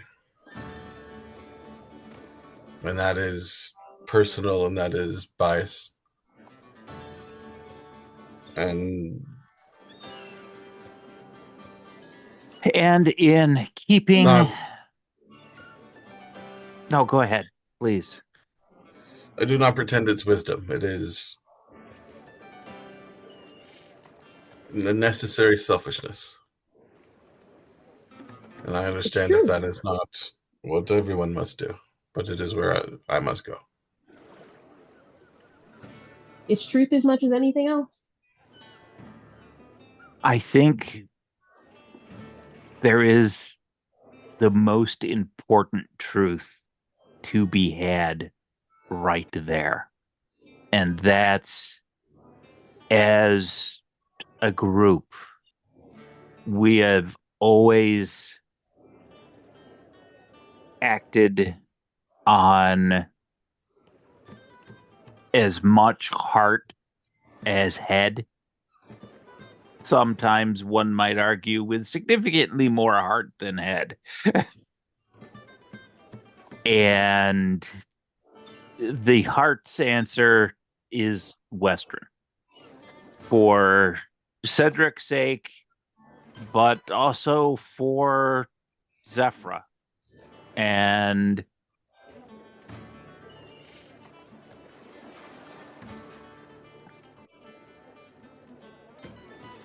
I'm I'm willing I'm willing to put a measure of faith in the council who survived as individuals the Draconic Concord, saw Tal'Dorei rebuilt, and saw the failure of the monarchy against the Chroma Enclave, to the point that in the aftermath, rather than to reconstitute the monarchy, the monarch surrendered that power to the people of Emon, to the people of Tal'Dorei.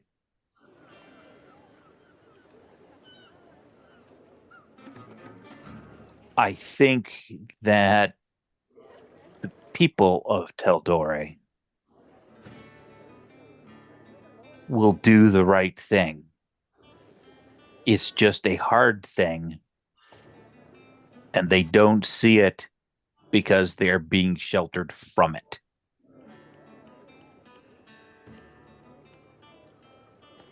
The criers are fantastic at ginning up interest, but there's very little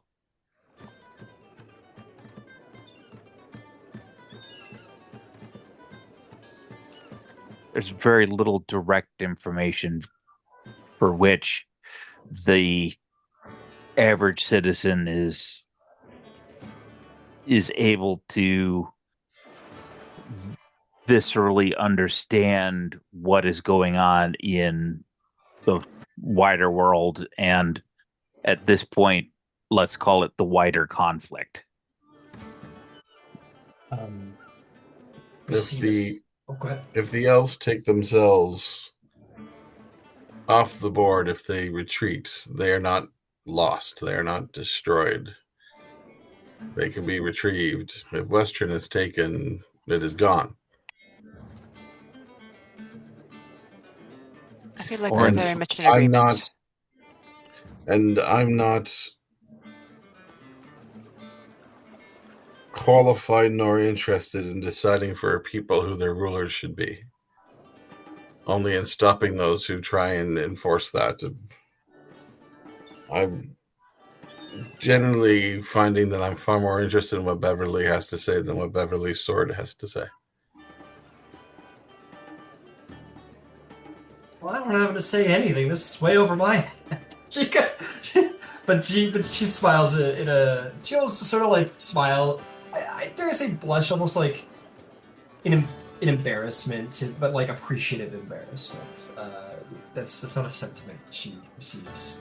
Well, she does receive. She doesn't believe herself, you know.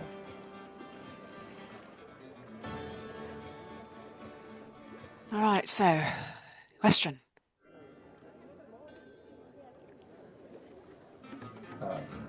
Cressida Holt will say, in other news, as a final note, I know your last objective was tracking down vestiges. I see you've achieved in securing one. I suppose that should continue. I will be happy to bring forth to the archivists of the soul to put together a task force to track these down on your behalf if you wish. Maybe not retrieve them, but at least figure out where they might be found. That would be a benefit and boon. We know the location of a second to a reasonable degree of location. The Syrian channel. Shirku told me. Mm-hmm. Perhaps it may be to your benefit to go there first and retrieve it before returning to Well, Westruun. Westruun is sort of on the way, so to speak. Well, for such well-traveled individuals as yourselves, with all of your skills and talents, I expect just about everything's on the way these days. Jay Barrow was on the way once upon a time. Well, you'll be glad to know that the Cobalt Soul has done its research into the Syrian Channel, just for the sake of national security, and the only thing that's dangerous there, as far as we know, is nothing temporal. It is the terrain, of course. There is some speculation that there is magical resonance there, but nothing of the temporal nature. There shouldn't be any time issues, is what I'm saying. That's a good thing. I was From what tracking when Cole. Was that Kira? Oh, I was gonna say she was gonna say she's had visions of it since she lost her memories because she talked to the Raven Queen about it. Hmm. From what she remembers, because it wasn't like she gave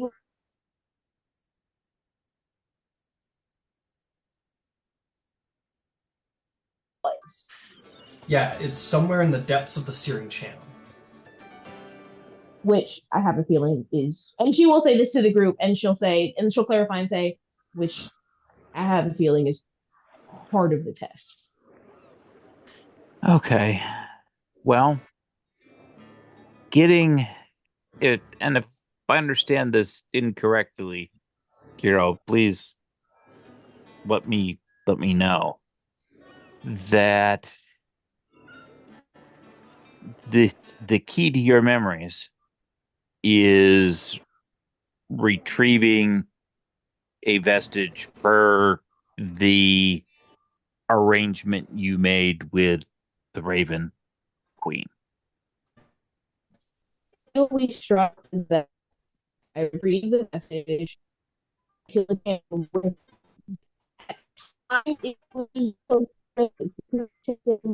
was specific. She said either I had to kill it or I had to help kill them. And I turned to her and she gave me my memories back. And then we discussed powers after that. She tried to sell me on a little bit beforehand. So my thought would be go to Whitestone, go overland to the water, sail across to the peninsula, hike across the peninsula, or find somebody crazy enough to sail around. But I'm thinking we're probably are going to have to cross the peninsula and then raft it, boat it, walk it, something to find out where in the channel it is. I'm hoping that perhaps you may get a better bearing once we're close. That's the hope. That's what I'm banking on. Holt will say, as a reminder, that that pirating individual is in the area of the city and ocean that you were previously associated with. They might be convinced to continue the journey where you left off, if that were your wish. That is a possibility. You could also try and go find wherever Shirku disappeared to in Kirmot Bay. I will say this, just looking at a broader spectrum. Your objectives, if I may, should be, well, it sounds like Westruun, Singorn will have to be dealt with later, so your main objective should be Westruun and retrieving Trident. Those should be your major primary objectives. Now, if you had an interest in anything else, in any other of these issues going on across Tal'Dorei, please let me know, and I would be happy to take it up with the Cobalt Soul and assign individuals to give you a better understanding of the situation before you go there. And that way, maybe it could help you focus upon your objectives and being informed when you go to take them on. That's incredible. That is a fantastic boon. But until we settle the situation at Westruun, it's the chain of additional causality gets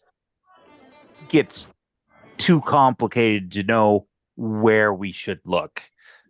Well, hang on. Bryce had something. Oh, I'm just gonna be aggressive. Go ahead, Kira. We had map pieces, but we don't know where it is. If we don't have to figure that out, if somebody else can while we're defending something, it saves us some time for the next step. That's true. That's a very good point. Cressida Holt, eyes sort of flare up. She says, "What to a vestige? This map?" Yes. And here are the bits and pieces. She says, "Yes, please give them to me. I will hand them to the archivists, and they can start comparing maps from our records." Also, there is one called the Jewel of Three Prayers. And if I recall, I tracked it down. It's around your house, perhaps? I see.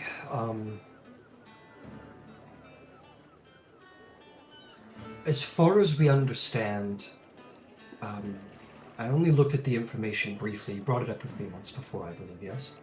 Yes. The vestige was recovered by an adventuring party some years ago, but that adventuring party has disappeared in more recent times, I'm afraid. I am going to look into it, but the jewel may be difficult to retrieve at this point. The reason why I'm doing that is because that is a very significant part of another campaign, and it's not supposed to be around due to certain potentially, shall we say, catastrophic reasons. Best not investigated. We have enough on our plate. But fair enough. Fear not, there will be other, hopefully cool vestiges. The only reason I even knew about it is because it was on the float. I brought it up, and then after learning more about it, I was like, oh, why did I say that? Technically speaking, no one should know the vestige does or has ever existed, but that can easily be fixed by saying that the plot of the campaign called Netherdeep has already happened. So that's what we'll say happened. The campaign of the Call of Netherdeep has already happened some time ago. But anyway, returning back to the game. Cressida Holt takes the map pieces. She's like, I will have this looked into immediately.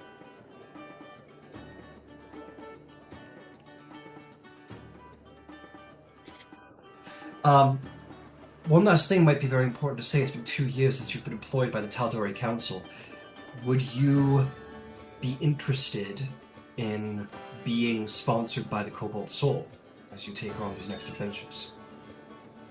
I would have to approve it, of course, with the High Curator, but as an option, it always helps to have support of the patron. I would prefer it, if we're being entirely honest, but again, this is my opinion. It will also help me,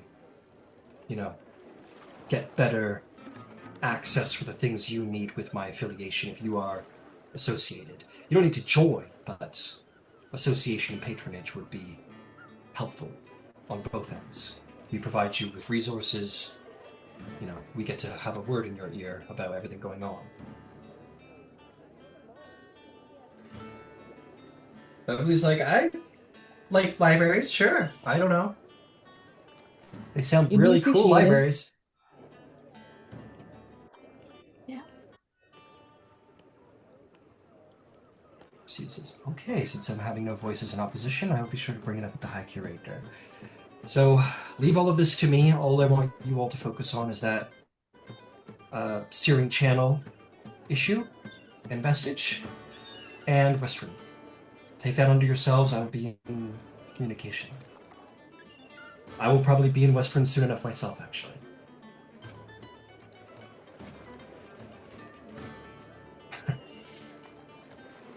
So, is there anything else you wish to discuss before I get back to work? About that pirate, Yes? what's the last you heard of her? Just that she was raiding along the Lucidian coastline. Largely, she's considered been these last 2 years considered an on and off scourge across there, disappearing for a couple of months at a time, probably to sell off what goods she's taken, what they've taken. But has returned from time to time, and our reports seem to be that she largely is focused on hitting takes targets out of Stillbin associated with the city itself, which would mean affiliated with the government, which would mean affiliated with those people who've been transplanted in the government by the Cloaked Serpent, by most likely. So there is a chance this person is an ally, there's a chance this person is just a greedy raider. It's impressive they've survived for so long. You You kind can of make nod an her head. intelligence saving throw if you want to recall. You know, this sounds familiar to someone you may know.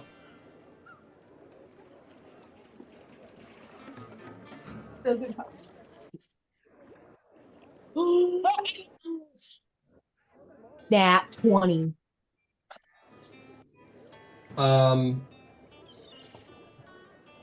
Nat 20. I believe this is it.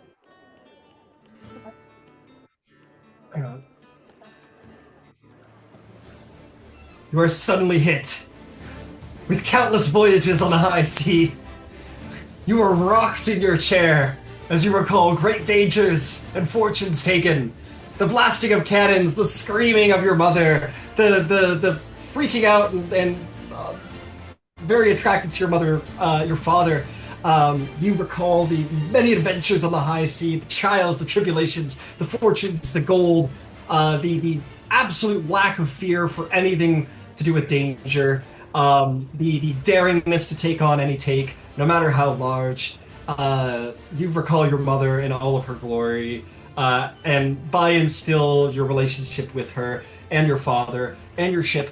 And I will say, Kira, in this moment on your Nat 20, you essentially secure not all your memories, but perhaps the largest sort of clump of memories associated with your identity.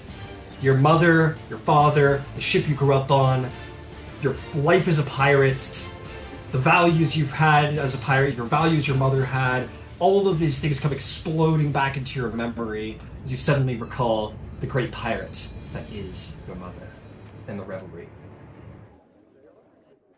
I think knowing that and hearing everything that she's saying, I think she does get this like flare of pride in her chest because she knows her mom and she knows that that's for her. And it's like, it, after everything her mom, her and her mom have gone through and all of the ups and downs of their relationship, it is good to know that she is missed and that her mom cares in the way that her mom cares.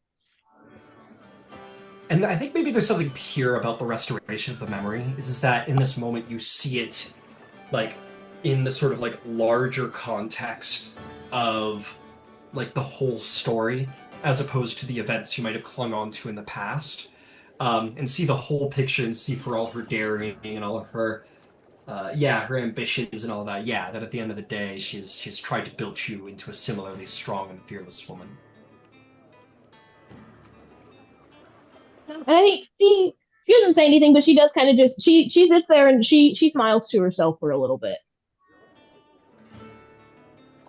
Hell yeah. Also, the music choice I was I had spot to. on. It was so good. I could not. What are we doing here? You know, what are we doing here? It was so good. It conveyed everything that it needed to. That's it's it's so cheap, but it's so fitting of your Because mom's persona. it Incredible. was so on the nose. Yeah, it had to be. It had to be a little on the nose. Uh, yeah, I'll say those of you who might be looking at Kira, which could have been anybody, considering we're talking about pirates, might see a familiar sort of wolfish grin curl across Kira's face that maybe she has pretended the sort of spirit of pirating a high seas adventure she has pretended is not there in the past sort of curls and appears maybe just for a glimpse again.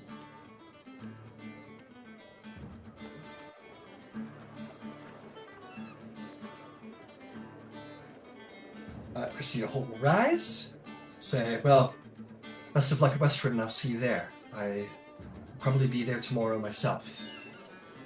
Good luck. Meet me at the Sun-Kissed Inn, and I will tell you about how things go with the High Curator.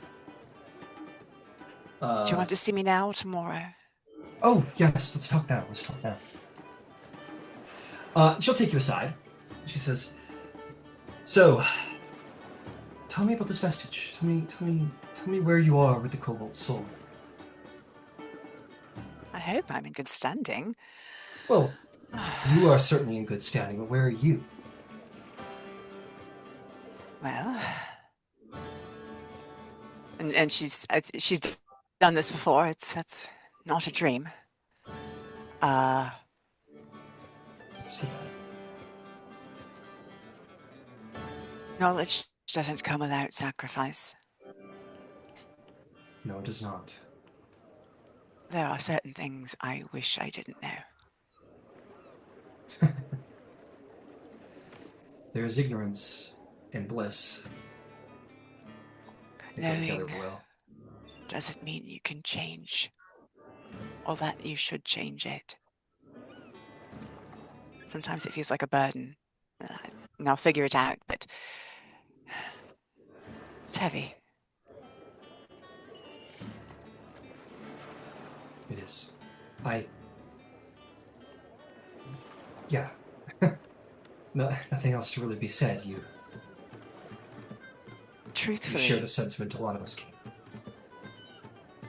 this is going to sound so strange, but when we finally secure peace and we can retire, I am looking forward to surrendering the vestige to the soul. I don't know that a mortal is meant to wield such things for long, long periods of time.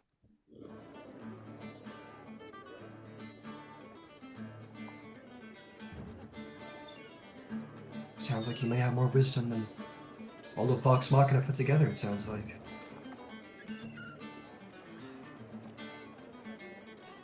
Well, I will share this, of course, with the High Curator, as you say.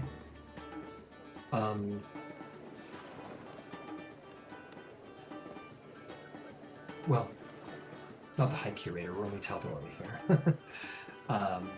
And just as a curio, the High Curator, there's one in Vasselheim and there's one in Rexentrum, and those are the two leaders. So here, the leader would probably be just like a curator under the command of both. She says, but I will be traveling to Vasselheim to meet with High Curator Ugalafon and speak of the situation at large.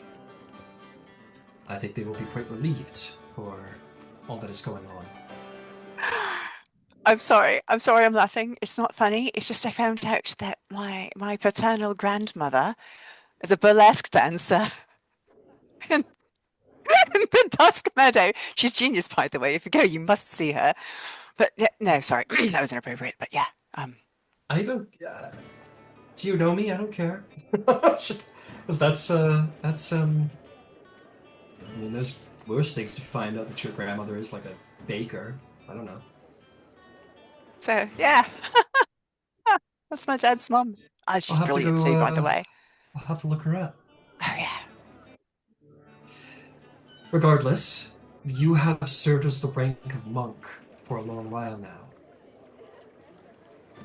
I am personally going to be putting in a request that you be promoted to Expositor as well. Thank you. If that is fitting No, for you, that's- there are responsibilities that come with it, but if you would prepare yourself to dedicate yourself to Ayun, Cobalt Soul, dedicated to our cause with that level of intensity, I think we'll be willing to meet you halfway there.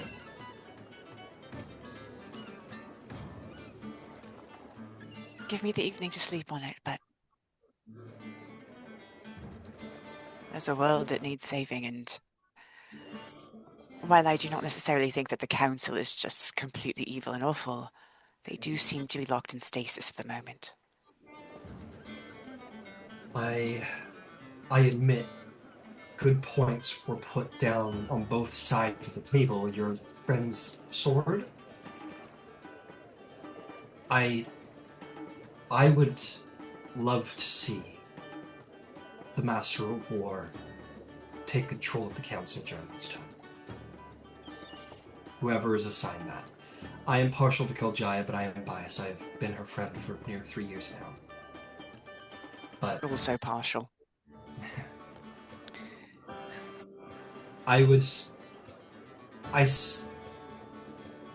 we need action. The Council is not providing it. So my hopes are on you. Not of yours. All right. I'll see you in Westruun. I'll see you at Westruun. And she will take her way out the door. But yes, she'll be putting that request in on your behalf. Whether you accept it or not can be determined at a later date. Absolutely.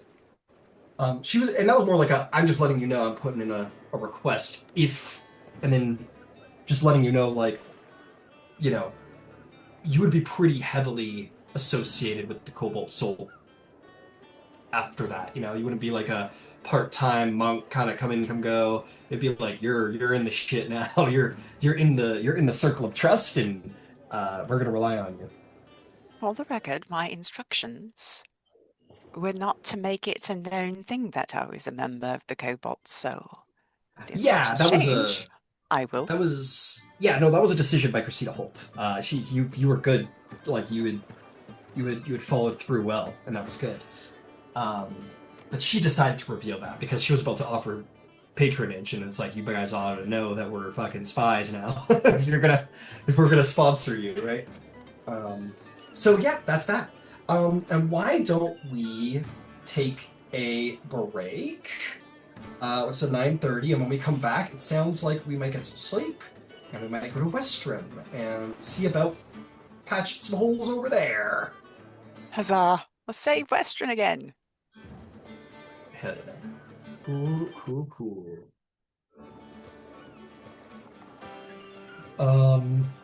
Excellent.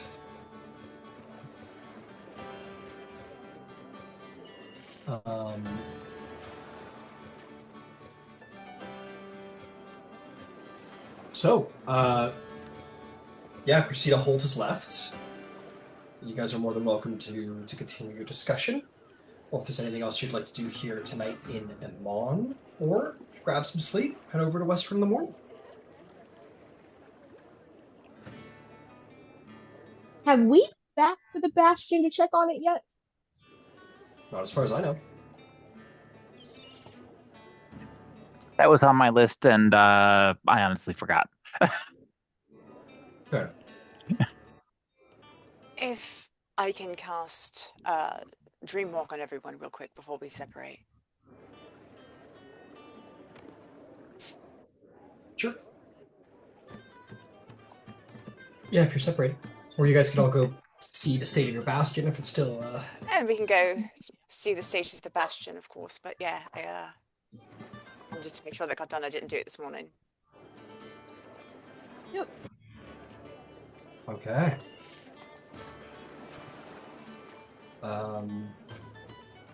Got it. Okay, you guys all grab your stuff and go to your old abode to see if your place is um, still yours. Um, hmm. Yeah, I would say you. Uh, actually, I gotta pull up a little information before we get into that. Um, half a second. Shouldn't take too long. Where are you? Jesus. Hmm. Just gotta find some names of some peoples. Where are they? Sorry guys, these guys are actually it's actually kind of important. Who knows where the party's going? It's anyone's guess. Okay, hang on, I got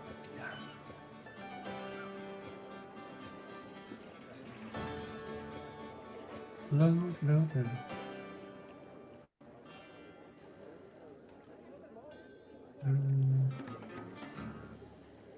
Here we go.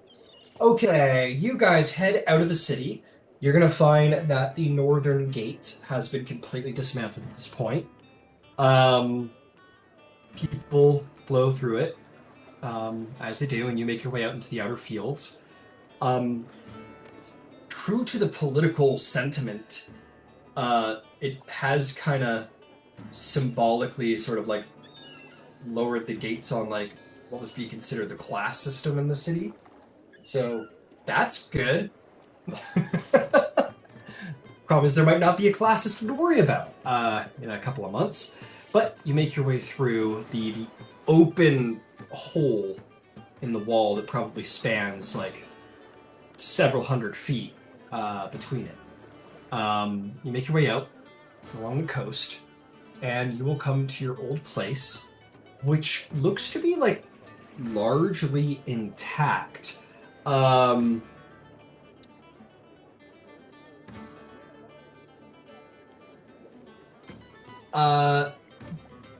There's a big ol' sort of like sign on the gate now. I guess you guys would have had a gate.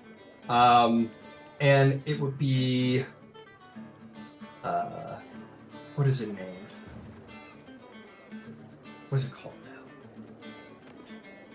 now? It's called the Shooter's Nest. That's what it says above. You're like, okay. Walk on the property. You are gonna sort of walk onto the property and see a slew of people working, but sort of like sitting in the middle of the, like, seemingly one of the people who are sort of in charge around here. You are going to see this big ass Goliath, just like covered in wolf furs, sharpening this magic axe. It's literally like that. He's a Goliath, but he's got to do the full extent of his arm because his axe is so big. And he turns around, sees you all. This Goliath has hair, which is weird. He actually has hair. He's actually a pretty hairy guy. But he turns around, looks at you all. Fanged though he is, he's gonna turn up, stand up, and what this axe over his shoulder. I'm gonna say, "Who comes?"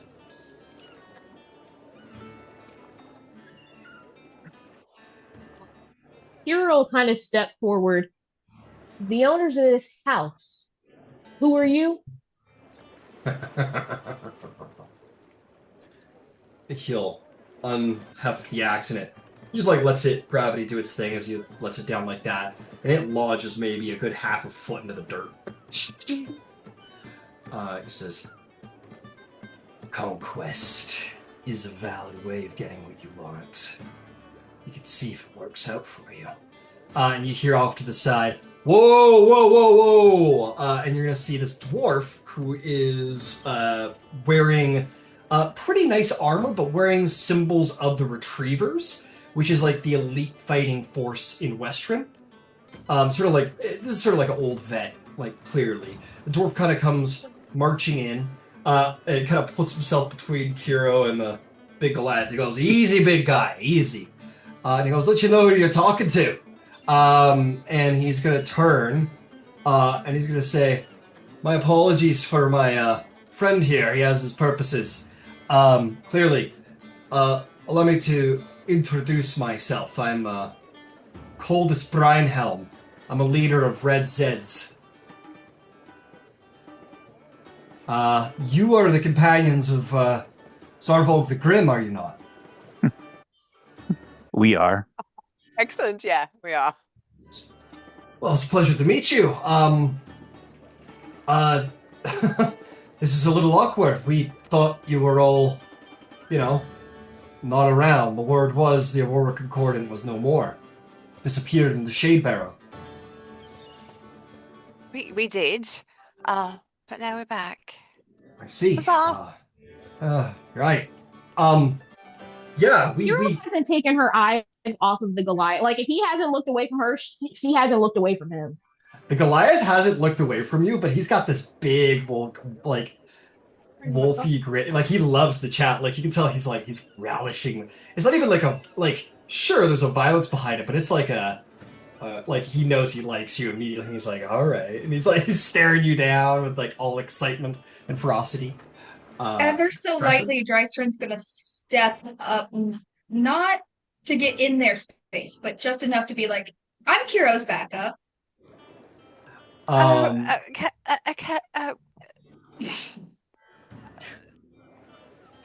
feel like this is how some people say hello.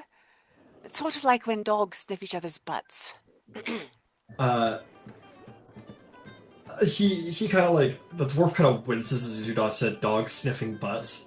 And the excitement of the Goliath of challenge kind of turns to what are you saying, she-elf? And the dwarf goes, okay, Rasker, all right, you've proven your point, you're the biggest guy on the lot. Something you made them. I wouldn't say that. Oh, listen. Yvaine, it's more a Ember. respect thing than an introduction thing. Without taking her eyes off of him. Yeah. Well, we'll get to that later. He returns his gaze back to you, Kira, sort of refocus. He's like, okay, this person I can vibe with, and yeah, he's got his stare down going over there as the dwarf comes up to his hip and is standing in front of him, posing himself. The dwarf goes, She'll relax her stance a little bit and not as confrontational, but she's as long as he's focused on her, she's focused on him. Got it. As the stare down's going off, and the If you dwarf insist, I can heal. the dwarf just shakes his head and goes, he seems almost used to it by now, this is the common thing, and he just kind of keeps going. He goes, we were hired by Zolvog the Grim to form a party of sorts, and he told us to come down here to begin training, and we waited on him, and then received word that he's dead, so we started our own party in his honor, and we ended up buying the place to kind of, they were going to sell it off, because the Tal'Dorei Council was looking for every penny they could mince her, and so we had enough money from one of our jobs to buy the place, and kind of keep it in his honor. Sorry. This is weird. No. Couldn't be happier. Right. Well, we're doing all right for funds and such. We could, we could talk about maybe selling it back to you. I know this was your original place. We haven't changed any of the original construction. We didn't want to ruin the place with our own tastes too much, anyway.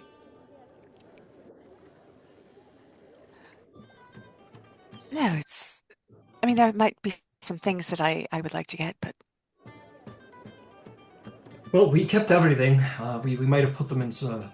I think there were storehouses at one point. We kind of turn them into storerooms. So yeah, all of your things are still here, and like I said, I'd be more than happy to talk about putting it back in your name somehow. But by all means, yeah, come on in, and if you don't mind, me asking, Zarvolg, did he perish in the battle? Is he out and about? He's currently in Westruun. Westruun is going through it a bit right now. I see. That's good to know. And you see that, like, now he breaks the staring contest. The big Goliath sort of keens down to you, Yvaine, as if Zarvolg seems to be a bit of a legend around here. He seems to be a little bit of a name of reverence around here, enough to break the challenge with Kiro. That news of his existence and survival is important to them. Like, if this were like a holy order, he'd be their patron saint. You know what I mean? That respect there is very apparent. So, and Yvaine will tell them, understand we're living in kind of different realities. For us, 7 days ago was the 13th of Olaroon, 837, right? That's 5 days ago for us. For you, it's been damn near 2 years. So when we sort of synced up with this reality, we did not, like, it's only been 5 days for us, and we did not realize how much the situation had changed on the ground for 2 years. So Zarvolg takes his defense of the city of Westruun very seriously. I imagine he's been permanently at the side of the Sandra Colors. Well, it's really good to hear that he's still kicking and making trouble. That's great. That's really great. Well, listen, you all built a lot of guest rooms into this place when you moved in. There's plenty available if you want to stay here for the night. We'd be honored to, put together a bit of a feast for you and give you a place to sleep and talk shop. I would love that. I mean, if everyone else would like that. He looks up at the Goliath. He looks down at... Actually, he's going to point a big fucking tree trunk arm at Kiro and Dreisrin. He says, "There is one condition. Oh, God. I demand 3 trials.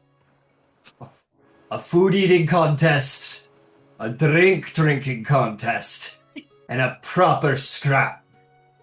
What You say sure you?" you make it through all 3, big man? He howls with excitement. Can I suggest something for the eating contest? He looks over. I would like for Happy to compete on our behest, if you don't mind. He looks down at Tiny Rabbit, and just sneers a sort of fanged snarl, and he goes, "All are welcome to try and out-eat me." Don't Well, let the Does bite anyone get else you. object? Oh, not at all. If you don't mind, the kitchen is mine. I'll be cooking. He's very... You will enjoy. Everyone will enjoy. There are some tales yet still around Emon about the legendary cooking of Ember Van Zyl, let alone other skills he had at his disposal. You all honor our hall this night, Ember, and you two will learn who has the largest stomach in Tal'Dorei.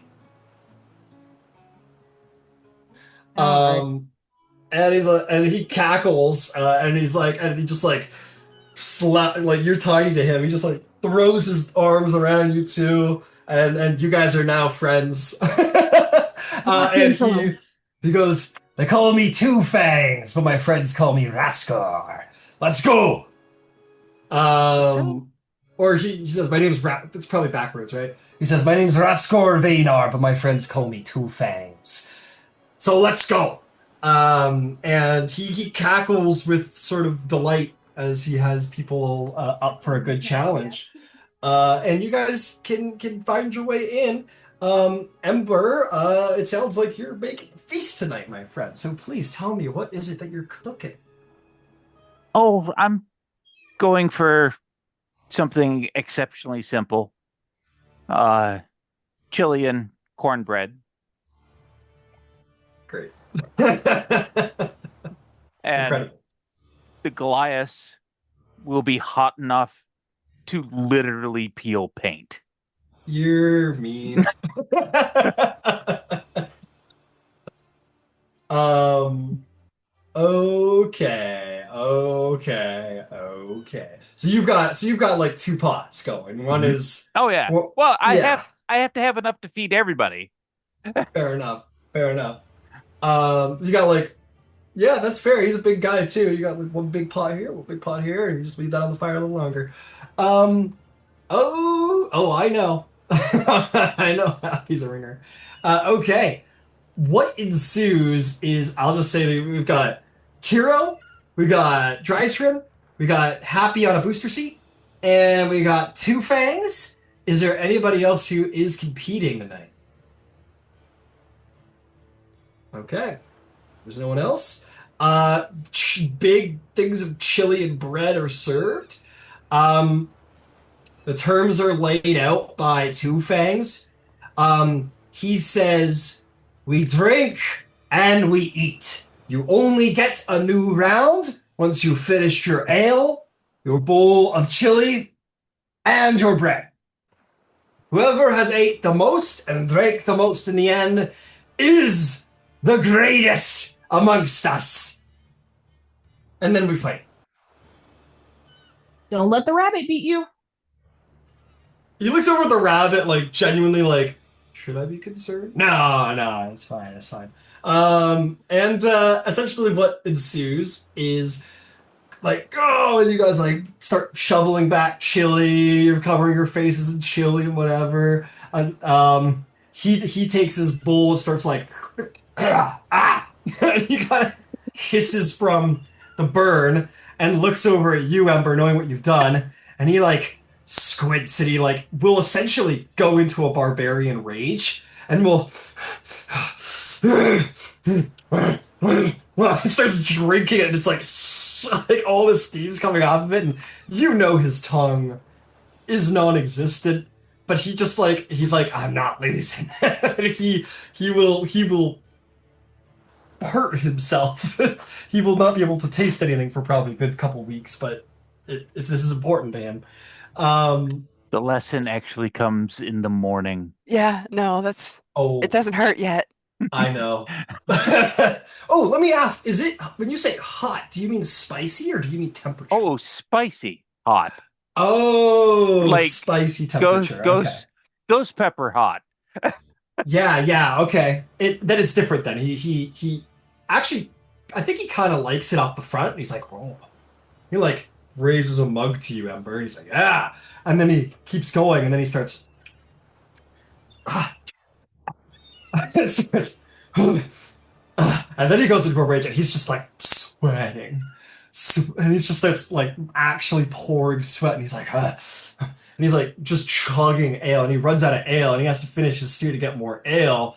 He like, and then he just like pounds it back and he's like dabbing the bread on his tongue to sort of like try and get chili off his tongue and like flip it over and then eat it. And it's a disaster. The guy is suffering and dries from Kira, and we'll get to the results. We'll surely get to the results. There will be some disadvantages, I think, for our barbarian. But in the meantime, across the table is the rest of the regular folks. I think this adventuring party that you've met, Red Zeds, they seem utterly like used to Rascor's dynamics and like these things happening. Like this is like, oh, another night at the tavern, and they're just talking completely normally. Like they'll look over and be like, oh, look at him go. But they just kind of talk normally to the three of you. As you guys are meeting them for the first time. You will have been introduced by this dwarf, Caldus is his name. Caldus will say, that over there is Whisper Knife, who seems to be, who looks real like SX class. Like, let's be honest, he's got like, that hood and the black, and he's like this haunted, kind of got haunted eyes, and yeah, just that, sort of rogue. Um, and also is a four-person party. There is an Ashari there. You see this Zephyra dressed Ashari. She's not a druid, she's a monk. Um, but she is probably like way of the four elements. So she's sitting there and is serene, contemplative, probably like the mom of the group, if you will. The dwarf is probably the dad of the group. As you imagine, the rogue and the barbarian get into enough trouble for all of them. But yeah, the three of them sit with the three of you. And I'll say that our friend Whisper Knife here says, so have you had time to find out just how fucked up the state of the world is, or did we get the lucky break? I'd like to hear your perspective, but we've been briefed once. He'll nod, and he'll kind of look over to the Ashari, who seems to speak only because of the and the old is a half elf, but is an older half elf, and isn't show right. She's half elf, but you get the sense she's probably the oldest person here. Maybe more than the dwarf. And the half elf says, "Well, Zarvolg formed our group for a purpose, and picked our skills based on that, which was essentially guerrilla warfare, ambush style fighting. So that's largely what we do. We have actually accepted a contract from Singorn to travel down south to, well, get involved in the fighting down there. Rumor is the Iron Authority has begun their slow march north, and it's our job to harass. It'll be our biggest and most dangerous job yet." Through all the spice, the barbarian will, we might not make it back. We have to enjoy while we can. And he keeps going. And the dwarf says, well, it's as she says. Iron Authority rolling north, and not much down there to stop, but pockets of rebels and whatever remains of the elves outside their walls. We're going to see if we can't slow them down, give Byrodin a turn to try and evacuate before they get that far north. But we're only four, and well, it's the Iron Authority, so we're going to do our best. But the elves hired us, so there should be. Maybe there'll be other people to help out. We'll see. But so far as we know, it's just the four of us.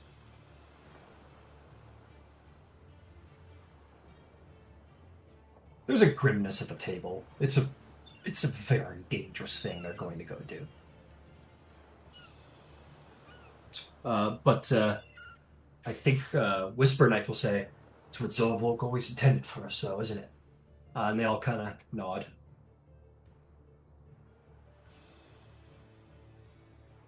Do you want him with you? What was that? Do you want him to go with you? They freeze. I think Two Fangs is too busy right now to pause, or to have heard it. So he doesn't, but the other three just kind of pause and they go, I mean, the dwarf will speak. Caldus, who seems to be a bit of a leader here, goes, we never considered anything like that. We're just trying to do what we thought he would want us to have done for the good of Tal'Dorei and Exandria and everything. Yeah, I know. I didn't know that was an option. None of us thought that was an option, really.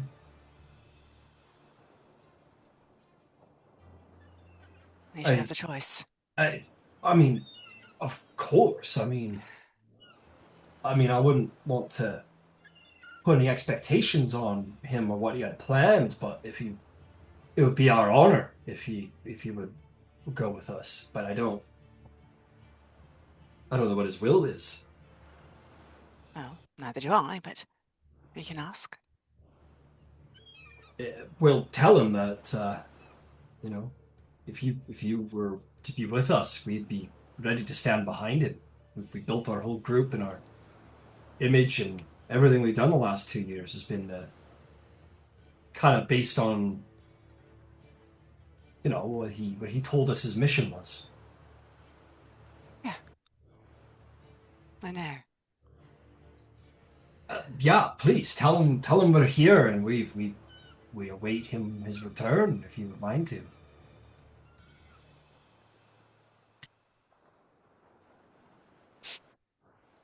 Yeah, they're all kind of stunned. They're like this is this is I think a saint is a wrong word because that there's religiousness to that, but certainly like a war hero or like an ancestor of like great prowess. You know what I mean? Like he's certainly been a bit of a martyr to them, and they're like he walks again to them. Like it's shocking to them, and they're stunned for words. Not an often thing to happen around here. And I think our friend, the Ashari, whose name is Cyrele,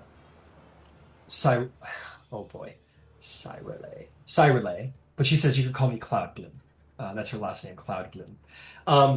This sort of old monk, sort of the last person you'd expect to, raises a glass and she says, "Well, then we drink to our great leader's return." And Two Fangs sort of like steals Kiro's ale and raises it, says, "I'll not be caught without a drink to raise in the name of Zarvolg, even if I finished mine." To him! And he will... As he does that, she's going to reach over and drive. She's not being gentle. Yeah. She's punching him. I don't care. Yeah, shit. If you spew, you spew. Make an attack roll. 15 plus...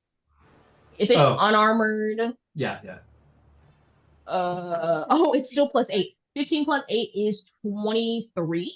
Yeah, well, yeah, we're not gonna worry too much about damage. You hit him in the stomach, and he into the cup, and the ale splurts all over his face in the back shot. And he puts down the ale, and he grabs you by the shirt. And he just is gonna rock you as hard as he can. That's right, I'm fine. Let's go. We never finished the eating drinking contest. You're no Arthur Elemental, but you'll do. Yeah, he about 25. God damn it. He hits you with he hits you like a freight train is what he does. That'll be 8 points. We're not gonna worry too much about damage, but Sentinel, would he be able to attack you? He would. But I think you get to attack him. Sitting. But you get to attack him. So as he is his face is across Kiro's, you're already up, bring it in the elbow. So he boom punches you pretty hard, Kiro. Drystern, you're already on it. I imagine almost Austin Powers style, like Gold. Remember when the legs are coming up to kick? Drystern's leg just and he's like, the fuck? I go ahead and roll an attack roll, Drystern.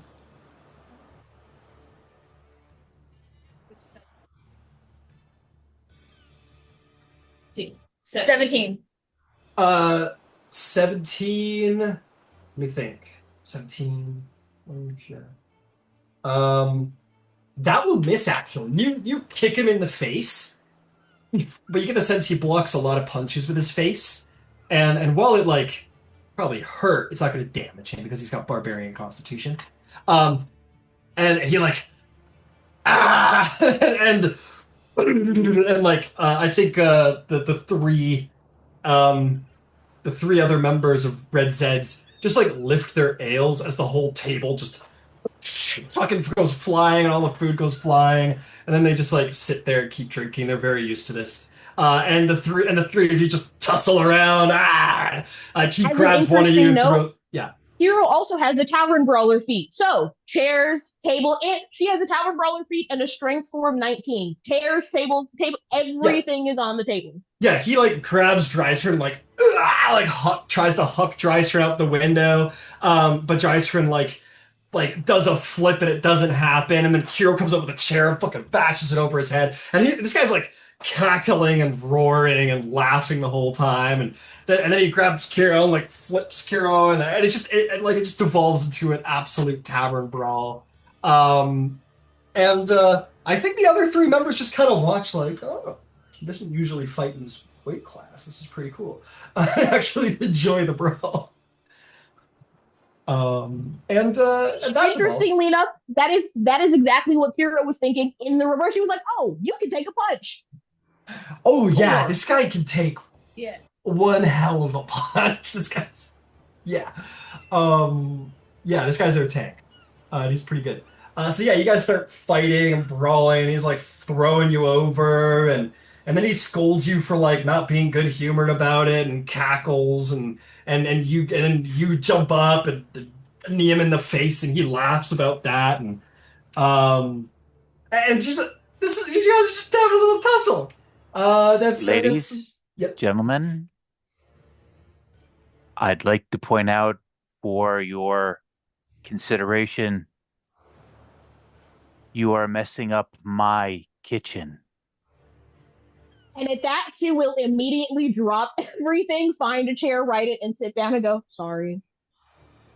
If you want to continue, by all means, take this out of my kitchen. Yes, sir. And he'll just grab one of the two of you and just like throw you out a window and like jump out the window. Um, and and you guys, the last one could jump out too, and the three of you just go. Whoever he does not grab is jumping out of the window after this. Because Drystrin is a monk, and I think has like is they're I pretty have decent. football.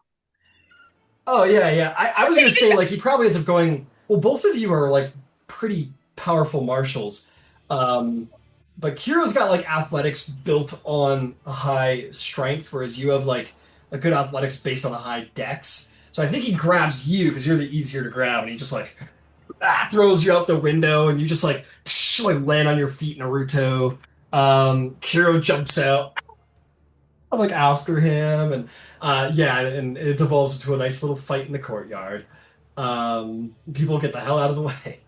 And we'll circle around to that. Yeah, the table is righted by the other three party members, and Phantom or Whisper Knife says, anyway, as we were saying, that's really what we know about. We've gotten our eyes focused there on the south and pick up jobs here and there, but we're about to go off on this little crusade of ours down in the south for a job. We know that the world's in trouble and that everybody's pretty unhappy no matter which way you slice it. What about all of you? What are your plans? Westruun in the morning. I don't know what financial plans you've made for while you're leaving. But if you ever needed help with the upkeep or the ownership of the space, I think the Cobalt Soul was looking to put in a library. There may have been a couple of spaces moving towards that anyway. Yeah, they kind of look around at each other, kind of raising eyebrows a bit. Dwarf will say, man, I don't know if we're real Cobalt Soul types, but you know, we gotta find a way where we can all get out of this happy enough. This was your place. No, I want to be so honest with you. I'm not talking about buying it back because we need it or that we want to have it. You're going to be away for a potentially extended period of time. If you need people to inhabit the space and make sure it doesn't get sold from underneath you, that would certainly be a purpose for it, It right? took the words out of my mouth. You know, I, I, we could really use some capable house sitters, who will use the space to its maximum quality. Uh, it's just the four of us. This place is huge. We bought it because we didn't want it being torn down, given to somebody else. We only use like a quarter of the space, so yeah. Why don't you just house sit for us? And if you want to change, alter, do anything with any of the facilities, uh, I don't think anyone here would have any problem with that. And well, we might be down there for some, like you say, it might be down there for some time. This could be months. So by all means, make yourselves at home if you don't mind keeping an eye on the place for us. And like I say, feel free to use the facilities and add and subtract as you please.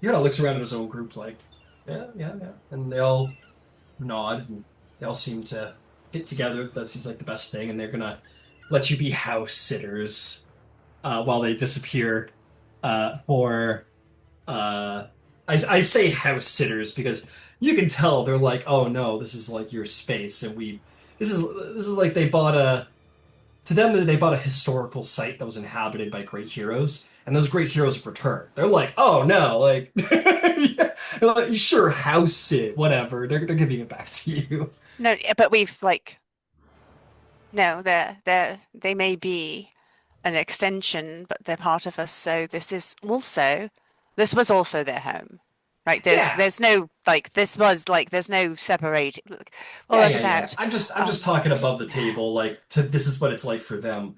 But yeah, you guys can use the space, and they can use the space, and there's certainly enough facilities everybody gets a break. Um, absolutely. Um, so Westruun, Earth, I'll say, the Ashari will say it. So Westruun, from, I had heard that things are not well in the Dividing Plains, that the Ravengers cults have become even more aggressive this last year, and much other darker things. I wish you the best of luck.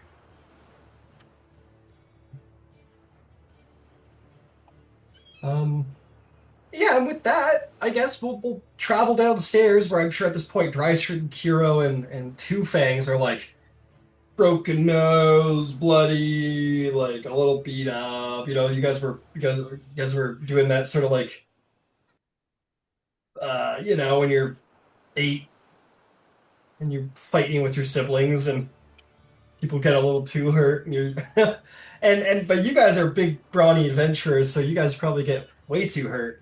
And like he's laying there, Two Fangs is like laying on the ground. You guys are probably like you guys are all just like laying there. He's got like he's like laying on his back with like an ale on his chest, and he's got his like leg hung up over like some fence. Um, and he's like, "That was great. That was really, I needed that." I think after everything that has happened in the past 6 days to 2 years or however long it's been, Hero genuinely does just start laughing because this is the closest to normal that she has felt since losing her memories. Like it is like, thank goodness. And so she just starts laughing. And I think infectiously he starts laughing as well. He starts belly laughing, unadulterated, just like laughing as well. Absolutely. Oh, okay. Not the day I expected, but good. Needed, but good. He goes, "Hey, can I ask you two a question? Shoot. Did you color code each building after each member of your group? Was that intentional?" Maybe a little. I definitely don't think we realized as much at the time. Uh, that's so weird. Uh, Works for us. He like looks around the whole place and he like asks some questions that he's like always wanted to ask. He's like, so who had the theater? Why is there a theater?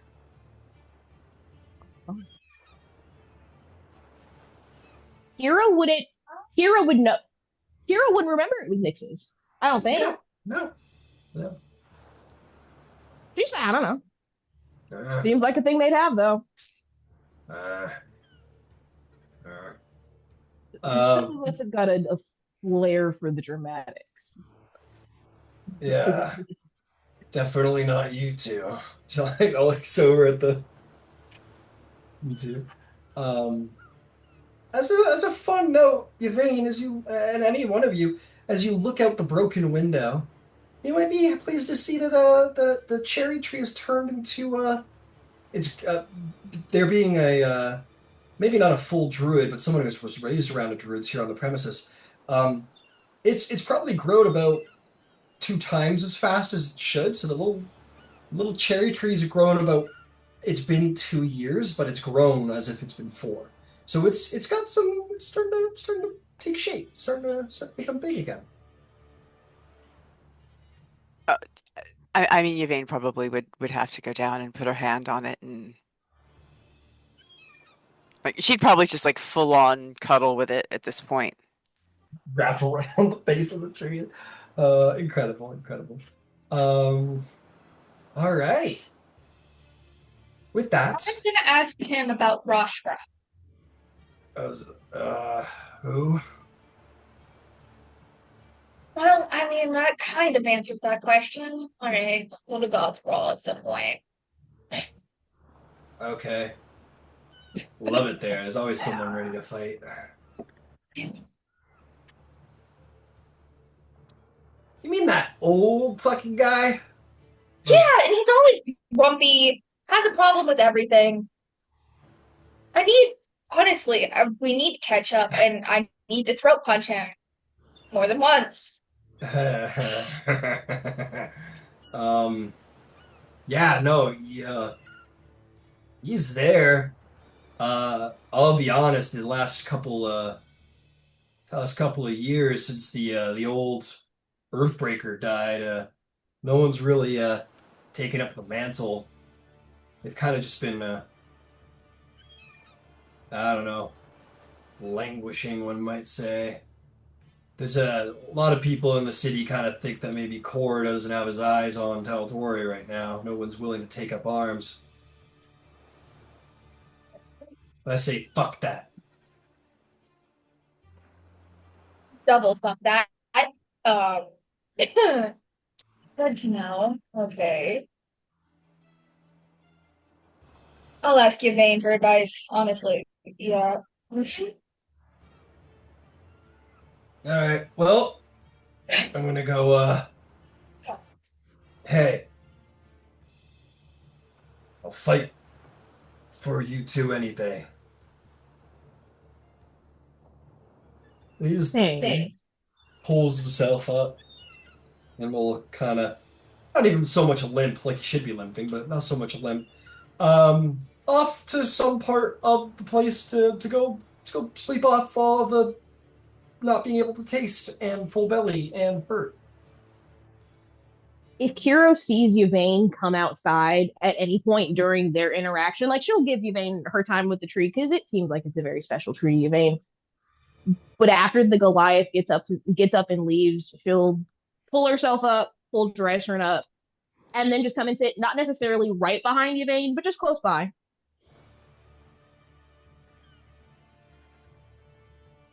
So Yvaine does have a set. Yvaine and Zal have sending stones. So she's going to take out her sending stone. And she's going to say, Tarvolg, love, the team you formed has held to your purpose. They leave for behind enemy lines soon. Gorilla shit for Singon. Do you want to lead them? I will tell you what. Why don't you shoot that message along, Carmen, to Aaron and see if he or what he would like to respond. And we'll leave that in his hands. Cool. Excellent. But yeah, you were approached by Kiro and Chrysaor. I don't think necessarily like if she sees that she's doing something, she doesn't want to interrupt her. She just wants to offer support in the way that Yvaine has done for her so many times.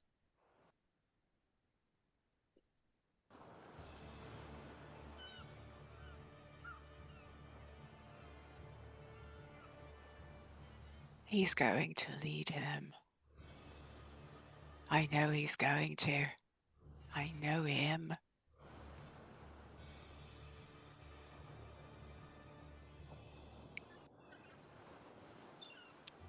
I The hate only this.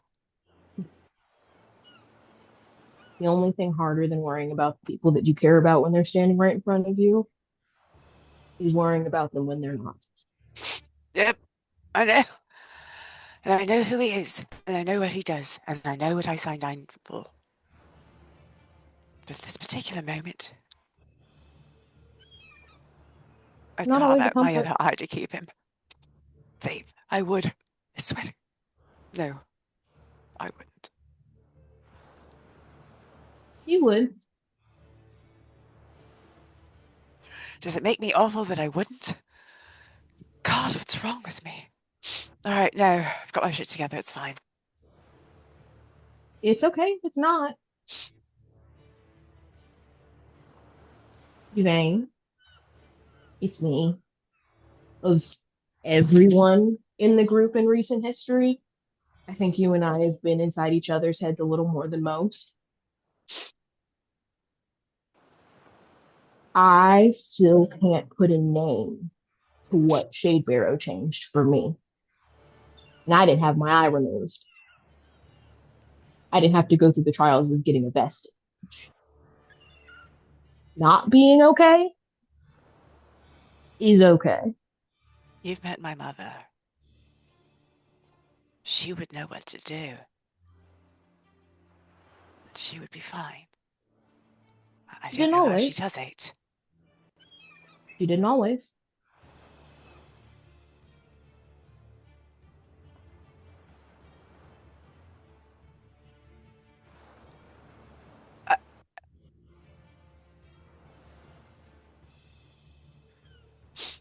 Speaking mathematically, it's not possible. Okay, Sarah, I am more than 200 years younger than her. I suppose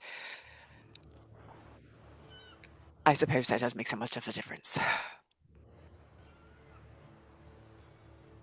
You're also not her. The things she went through aren't the things that you've gone through, and the things you've gone through aren't the things that she's gone through. She's an example and a tremendous one at that, but it's not an example, one way to solve a problem. You'll find your own. And it won't be perfect and it won't be neat, but it'll work because it's you and because you'll have us.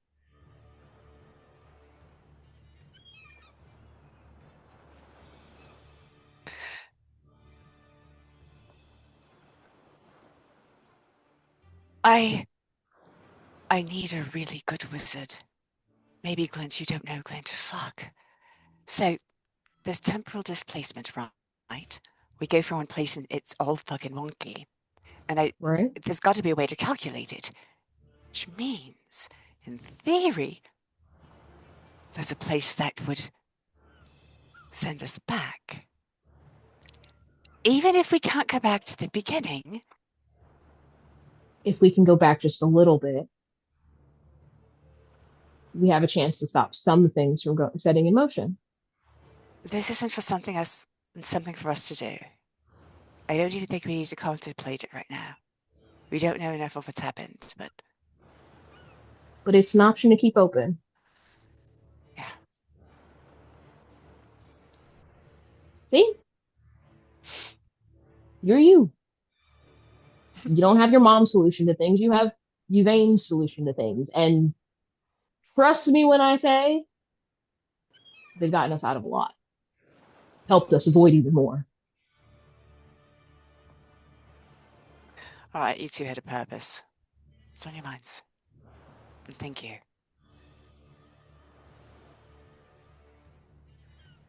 As confusing as Shade Barrow was and still is, I feel better. Weirdly.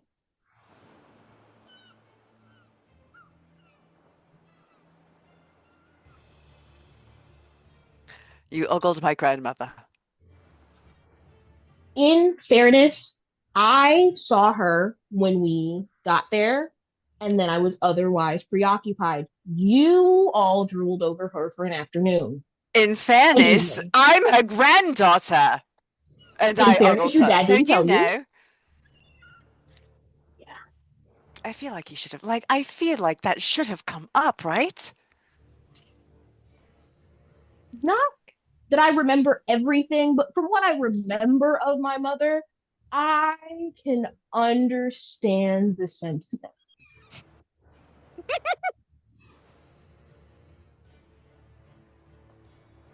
Singing a curse. All right. Sooner we go to sleep, the sooner we can get to Westruun. Do you want to talk to your mum tonight? You can dream your way over there. I mean, you can do it whenever. As much as I want to see her and as much as I want to talk to her, she's got a job to do right now. And one she's doing pretty well. So do I. I'll see her. But I trust you'll both make it there in one piece.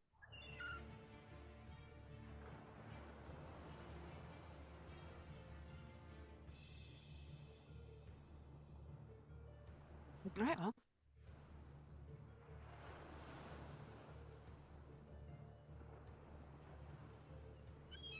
Remember, you've more control over the dreams than you think.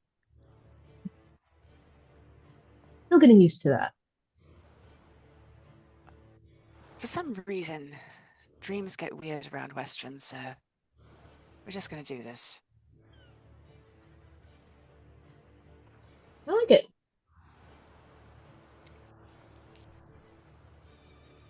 I like our Let's go odds. see.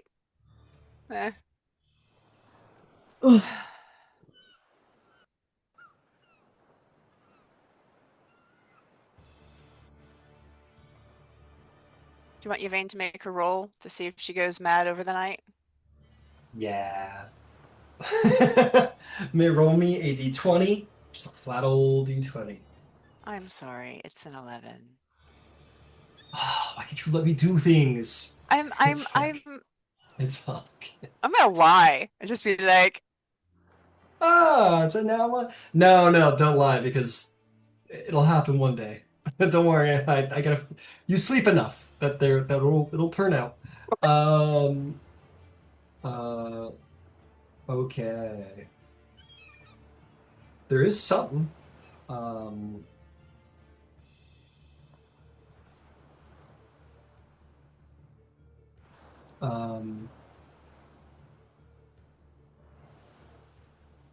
Okay. You dream once more, as always, of that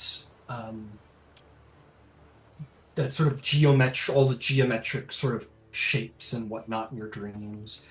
Because you cast Dream Walk on you can kind of move about them a little bit, interact with them, if you will. It's not. I mean, it by no means is the same as what Seraphim created in that trial. By no means, his was probably a lot more like artistic. There's a certain sort of celestial artisticness to it, a simplicity, one might say. This is like complex geometry. This is like like his was metaphorical. This is like the fates. This is fate. This is all. This is Ion's analysis of every star in the night sky. The god of knowledge has analyzed every star in the night sky and has created some massive, incomprehensible puzzle that is these shapes that hold within them the secrets of all things that may happen. The intricacies of the Raven Queen's intentions, Sakinin's predictions, and Ayun's interpretations. It is beyond comprehension. But in the midst of that,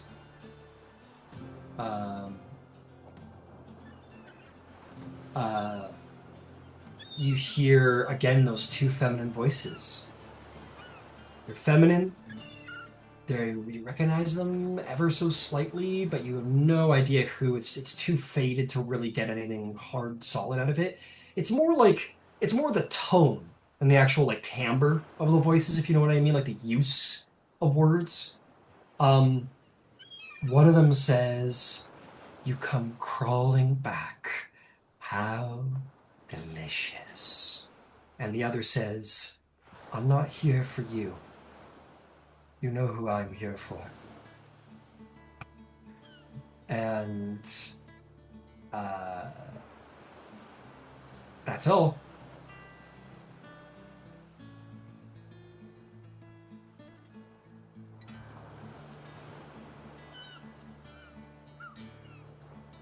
Can I make some sort of check to see if I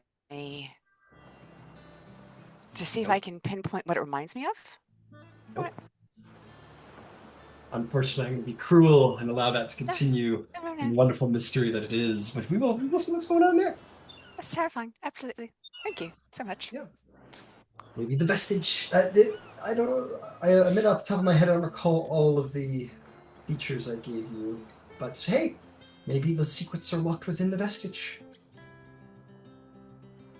Anyway, you wake up the next morning. Weirdly, like, everyone's packing their bags. The other team's packing their bags. Red Zeds, they're... actually, for the sake of things, I'm going to say that they're not leaving just yet. They got preparations to make in town, just to leave certain possibilities open. They have preparations to do before they begin the voyage south. But they kind of, say goodbye at the gate. And the big Goliath stomps over to you, Ember. Because I know that wasn't for all of us. I'll get you for this. In your dreams. You're entirely welcome. Anytime. He just doesn't know how to. No, he just lumber away from you, Ember. But he's unlike you. Yeah, all right. I went into the ring with Finn Chandegard, and I walked out.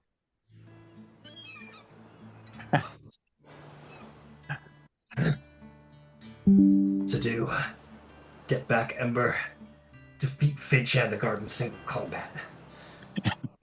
Puts it away. Oh, that. We'll see who's not a great way to keep a life insurance policy active. I'm not going to lie. Figure out what a life insurance policy is.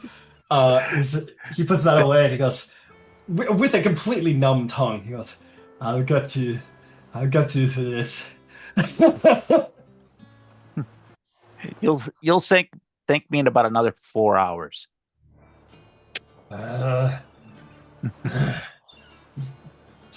Stomps away grumpily. I liked you too. He points at Bureau Dragsman. Yeah, and they'll kind of all say their goodbyes. Like, good luck with Westruun. We probably won't see you before you get back. We'll probably be gone within the week. But it was a real honor to meet you all. It really was, truly.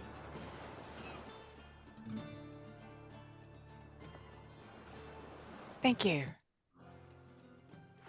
Thank you so much. Honor is ours, truly. Also, when you get back there, make sure the retrievers are they're doing their jobs proper up there in Westruun. I might not be with them anymore, but it would do this dwarf no good to know that they're still every bit the rebels that they were meant to be. All right, lads. Let's get our shit done today, huh? And the four of them will all sort of leave and head into the city. They're gonna be here for a week, but they got some last contracts to wrap up. They got some last things to do. Cool. You guys want to head to the Telemagi and take the Traverse Junction over to Westruun? Is that kind of the deal? I That mean, sounds like the plan. Cedrick could Oh, you can always vamp teleport. us. You notice? I was going to Beverly's say, like- don't we have we Beverly have a goes, circle? "Oh, I don't have the hat anymore. I gave it to Cedrick. So Cedric can be our teleporter guy now. I feel like he'd use it better than me. If that's okay. I know you guys like gave it to me like unilaterally. I hope that's not bad. No, it's What great. you decide to do with your magic hat is up to you, Bev. Oh, cool. So Can I give it to Cedric?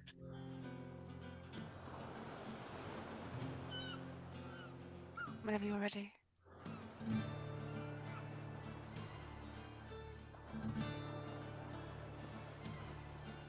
You're muted, Cedric. Yep. Yeah, there you go. Just hanging on to it for safekeeping, but if that's how we want to go, let's go.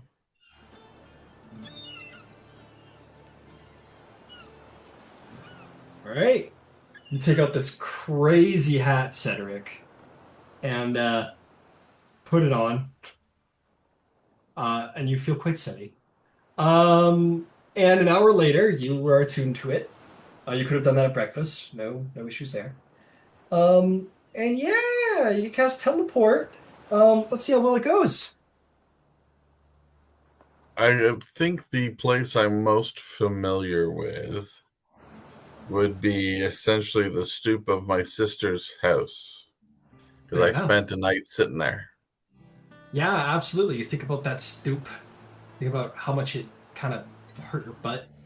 That solid ground, quicken your back, and all that. And think really hard about it. And without issue. Before we go, What? gonna go take a singular leaf, if I may, Yvaine, off the cherry tree. Now we have a physical connection here. It's fair. It's fair. Take a little cherry blossom and like press it, maybe. Yeah, hell yeah. Okay, into Westruun you go. There seems to be no issues with the teleport. Cedric is very good at teleporting. Who would have known? And you appear outside your sister's door, Cedric. You guys find yourself in some kind of back alley, or not back alley, sort of residential street, really. Things look fine here, Cedric. You've heard all of this sort of doom and gloom, and you're perhaps happy to see that like things haven't deteriorated back here too intensely, at least not visually. The house still seems respectable enough. And yeah, you've returned to Westruun. I'll ask everyone to just sort of step away a bit and give me a little space. And I just want to go and see if I can peek in the window and see if she's there. You peek in the window. She's not there. And you are, but I will say, make a perception check, because there might be something in there of interest to you.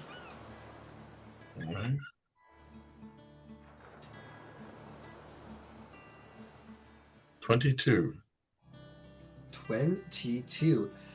You see an empty armor rack that is about gnome-sized.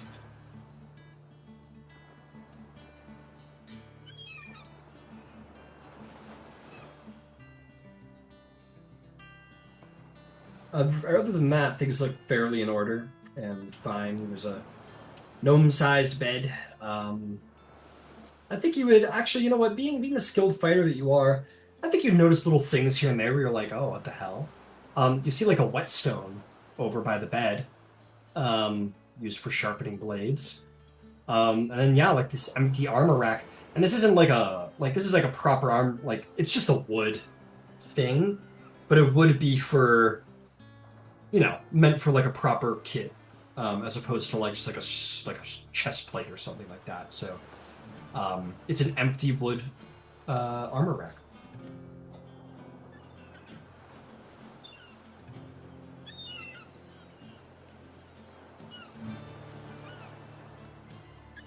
Is it sort of mid? So I guess it would be mid-morning, right? Yeah, Just yeah, at like breakfast. early.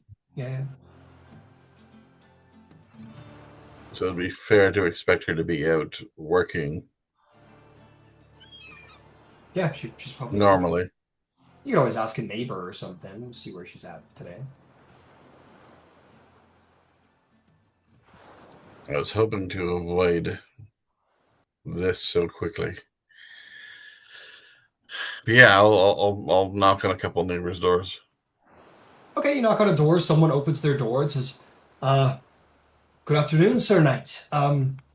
What can I do for you? Or good morning, I guess. What can I do for you? And your neighbor. You know, I can't remember exactly where she was working before. Yeah, he says, oh no, that's all right. No, yeah, you're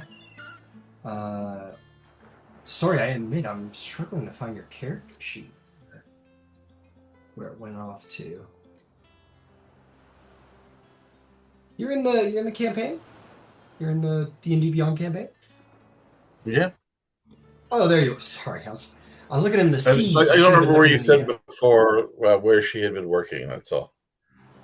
Where had she been working? Admittedly, I'm having a hard time remembering, but that was 2 years ago, so it doesn't matter. They go. I just want to ask if they know if that's where she still works. Yeah, and they tell you. They say, "Oh no, you're looking for Sergeant Longwaffle." No, she's just probably off at work right now, getting the militia together.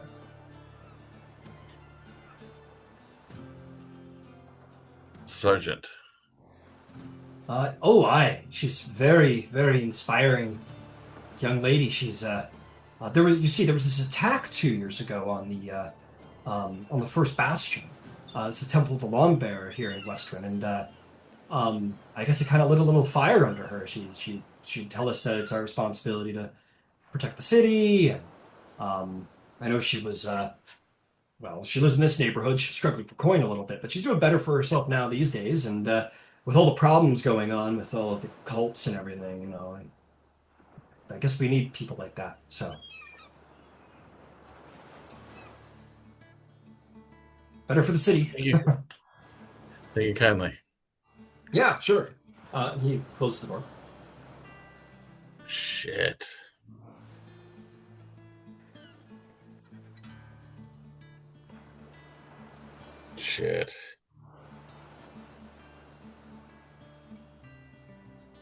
God, that's going to be such an argument.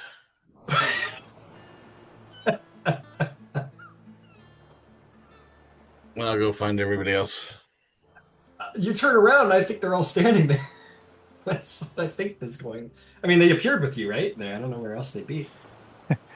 Yeah, we'd wandered off to the corner of the block and looking anywhere except the door.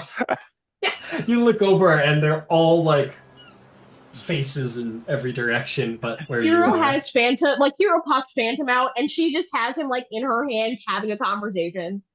Beverly's found a cup of tea somehow, and she's just sipping, not minding her own business. Yeah, and you walk over.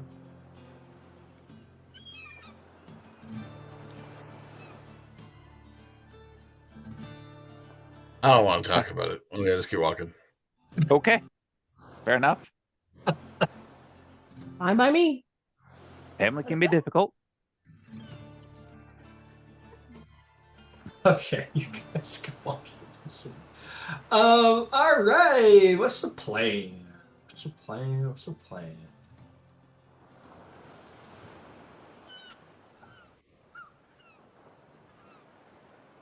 Quick above table question. When we came out of, because Shade Barrow's not too far from Westruun, right? It's yeah, that would certainly be the closest city. Shade Barrow is About probably a like third, go ahead. third of the way. Yeah, it's like a from- 3-day walk. Yeah. About a third of the way from us to the base of the mountain that heads up to Zephyra. Yeah. Well, I say that to say when we got out of Shade Barrow, Westruun was the town that we teleported to where we were in the tavern where we found out it had been 2 years, right? Yep. Yeah. Okay, so like the Alistair and Perrin took Joran's body. That like that temple of the Raven Queen. That like Yeah. it's here, right? Okay. Yeah. Okay. Yeah, they should Just be making- here. On horseback, you could probably get the Shade Barrow. Like if you hoof it, if you hoof it to Shade Barrow, you could probably get there in a day. On like a proper riding horse. If you had a mind to. As a reminder, those guys were like, "Hey, send us builders and smiths so that we can maybe properly perform our function." So Yvaine actually has a plan to look up Glint when she gets a moment to ask someone about him, because his interests intersected with building and with the necromancy in particular. And actually, I did ask Lex, and they said that was like absolutely something that Glint would want to be a part of. Cool. Then hey, if Flex was cool with it, I don't usually like to like fuck around with characters of PCs that aren't like here usually. But yeah, if they were down with it, then they were down with it. Yeah, you go looking around Westruun, and he would probably be the perfect person for the job. Knowledge enough of the undead to help seal the hole, and smithing skill enough to properly arm the place. Yeah. Devoted of Seren Ray, looking Yep. for redemption. Yeah, it all kind of fit together. It's too bad he's not here. It would have been perfect. I could have earned my money that way. God damn. They would have been so pleased. Let's see. Yeah, so then in your mind, Yvaine, I would say that the only so you've got two more, so you would need 3 things then. Or the vampires need 3 things. They need glint, they need supplies, so funding or supplies or whatever to like actually build this place, and builders, like act like masons essentially. So and that could be in the form of the League of Miracles. So those three resources would set them up No. pretty good. Yeah, sure. Hey, I'm just throwing it out there. They Yeah, build no, you're right. Yeah. They build that shit fast as fuck. So could Yvaine and her father. Maybe. Yeah, I know, that's fair. That's true. A trained mason and someone with the magical power to move Earth at extremely fast rates. Yeah, that's exactly what the League of Miracles are bringing to the table. Above table in a much more morbid sense. This is going to sound so horrible. Couldn't Glint just like raise some of the things that have previously passed on in Westruun to that is a horrible thing to say, but it is also kind of in his wheelhouse. Kira, are you suggesting that Westruun raise an undead No. army to defend themselves with? I am suggesting that Glint would possess the ability to do so should the opportunity arise, and ensuring that he is within a position to do so I might would like be to. advantageous. I just want to remind you that Vecna loves he you. created life from consomme, unlife. He conjured unlife from consomme. Okay, he has raised enough. Gumbo's He's quite I have very limited memories of after the channel. Gumbo is unsettling enough. Oh yeah, that fucker's out there somewhere. Mm. All right, what's the plan? why don't we get settled in the Sun-Kissed Inn? Because we know that's where our contact is going to meet with us. All right. And then maybe I don't. So Cedrick, but you are a military person. Who do you think we should contact?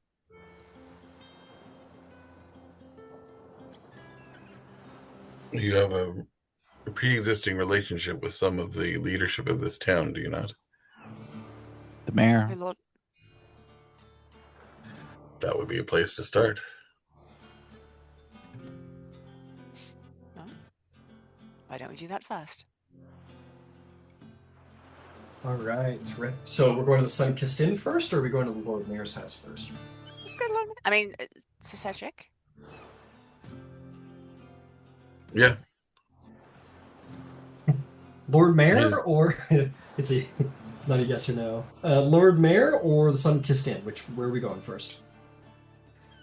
Go to the Lord Mayor. It's early. Yeah.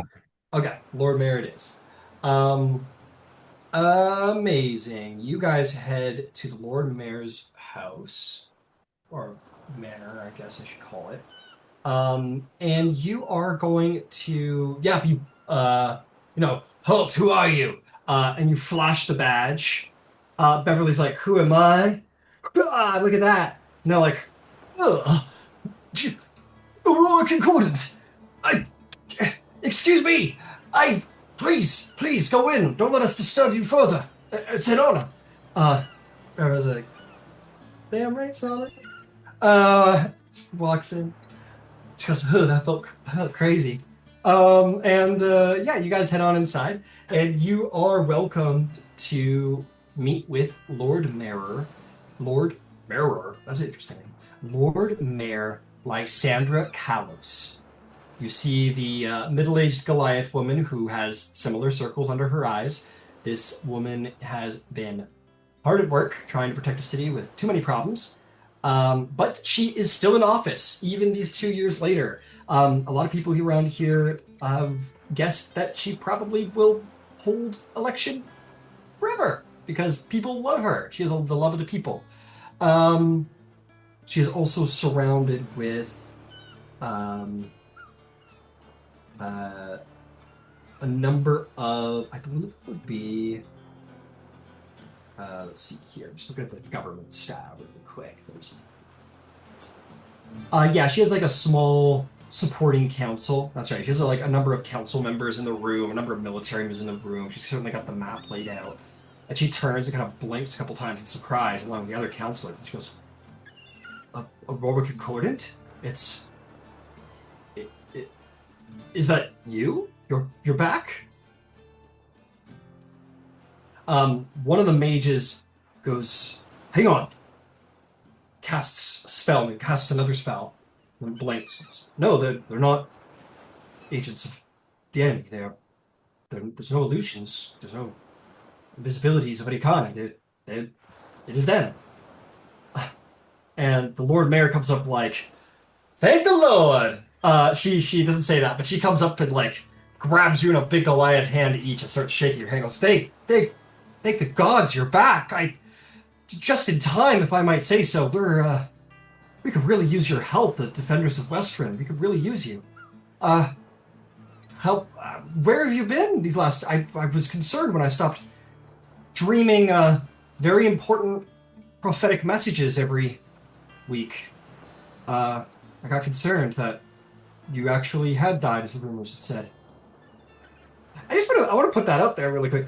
Yvaine, you're always casting the dream spell to like talk to people. Like that is absolutely like a prophetic dream. Like if you think about it, right? A person goes to sleep, they dream of this person they know, and they go to the tavern, meet us there, we will be waiting. And they wake up going, I had the craziest dream. And then they go there and you're waiting there and they're like, I'm an oracle, I can see the future. Like, you know, like that's probably exactly the experience. But anyway, she goes, I'm so glad to see you're all back alive again. Good that you're back. Welcome. Why don't maybe we all sit down to catch us on the situation at hand? Well, it's yeah, absolutely. Well, to keep it very easy, a lot of bad stuff. We got a cult activity in the city. Betrayer cults are on the rise, especially the Crawling King. A lot of sort of that going around in the city and the surrounding villages. The Ravengers are said to have a new cult master and are a lot more organized and aggressive than even before. They've become quite dangerous. The Daxio Outriders are overwhelmed. We've received word that the Iron Authority are rumored to be moving north to the jungle, and the Tal'Dorei Council has ignored all of our requests for aid. The Rivermar clans, though, they are around. They stand ready to help out, and that's kind of the situation. We're worried that the Rivermar clans are preparing for one large battle, a siege perhaps, upon the city itself. They've grown significantly in numbers and have essentially taken over the Bramblewood.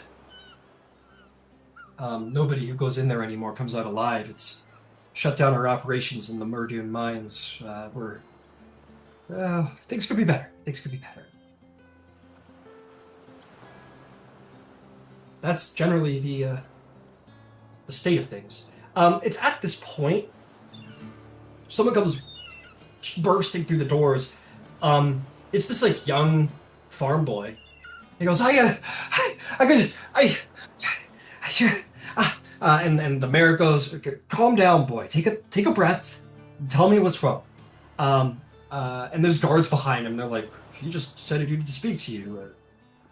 And he goes, my farm, it last night I was at it's sunk into the earth. I came back the next morning. My whole farm has gone into the earth, and there's just nothing left but a big hole. Just like the Murdoon's fields. They're just like that happened to them a couple of weeks ago. By the deities. And he kind of turns and looks at all of you and goes, Surf's up. We're gonna end the session there. That's it. There's a line where we know he says "surf's up," and that's where we'll end it.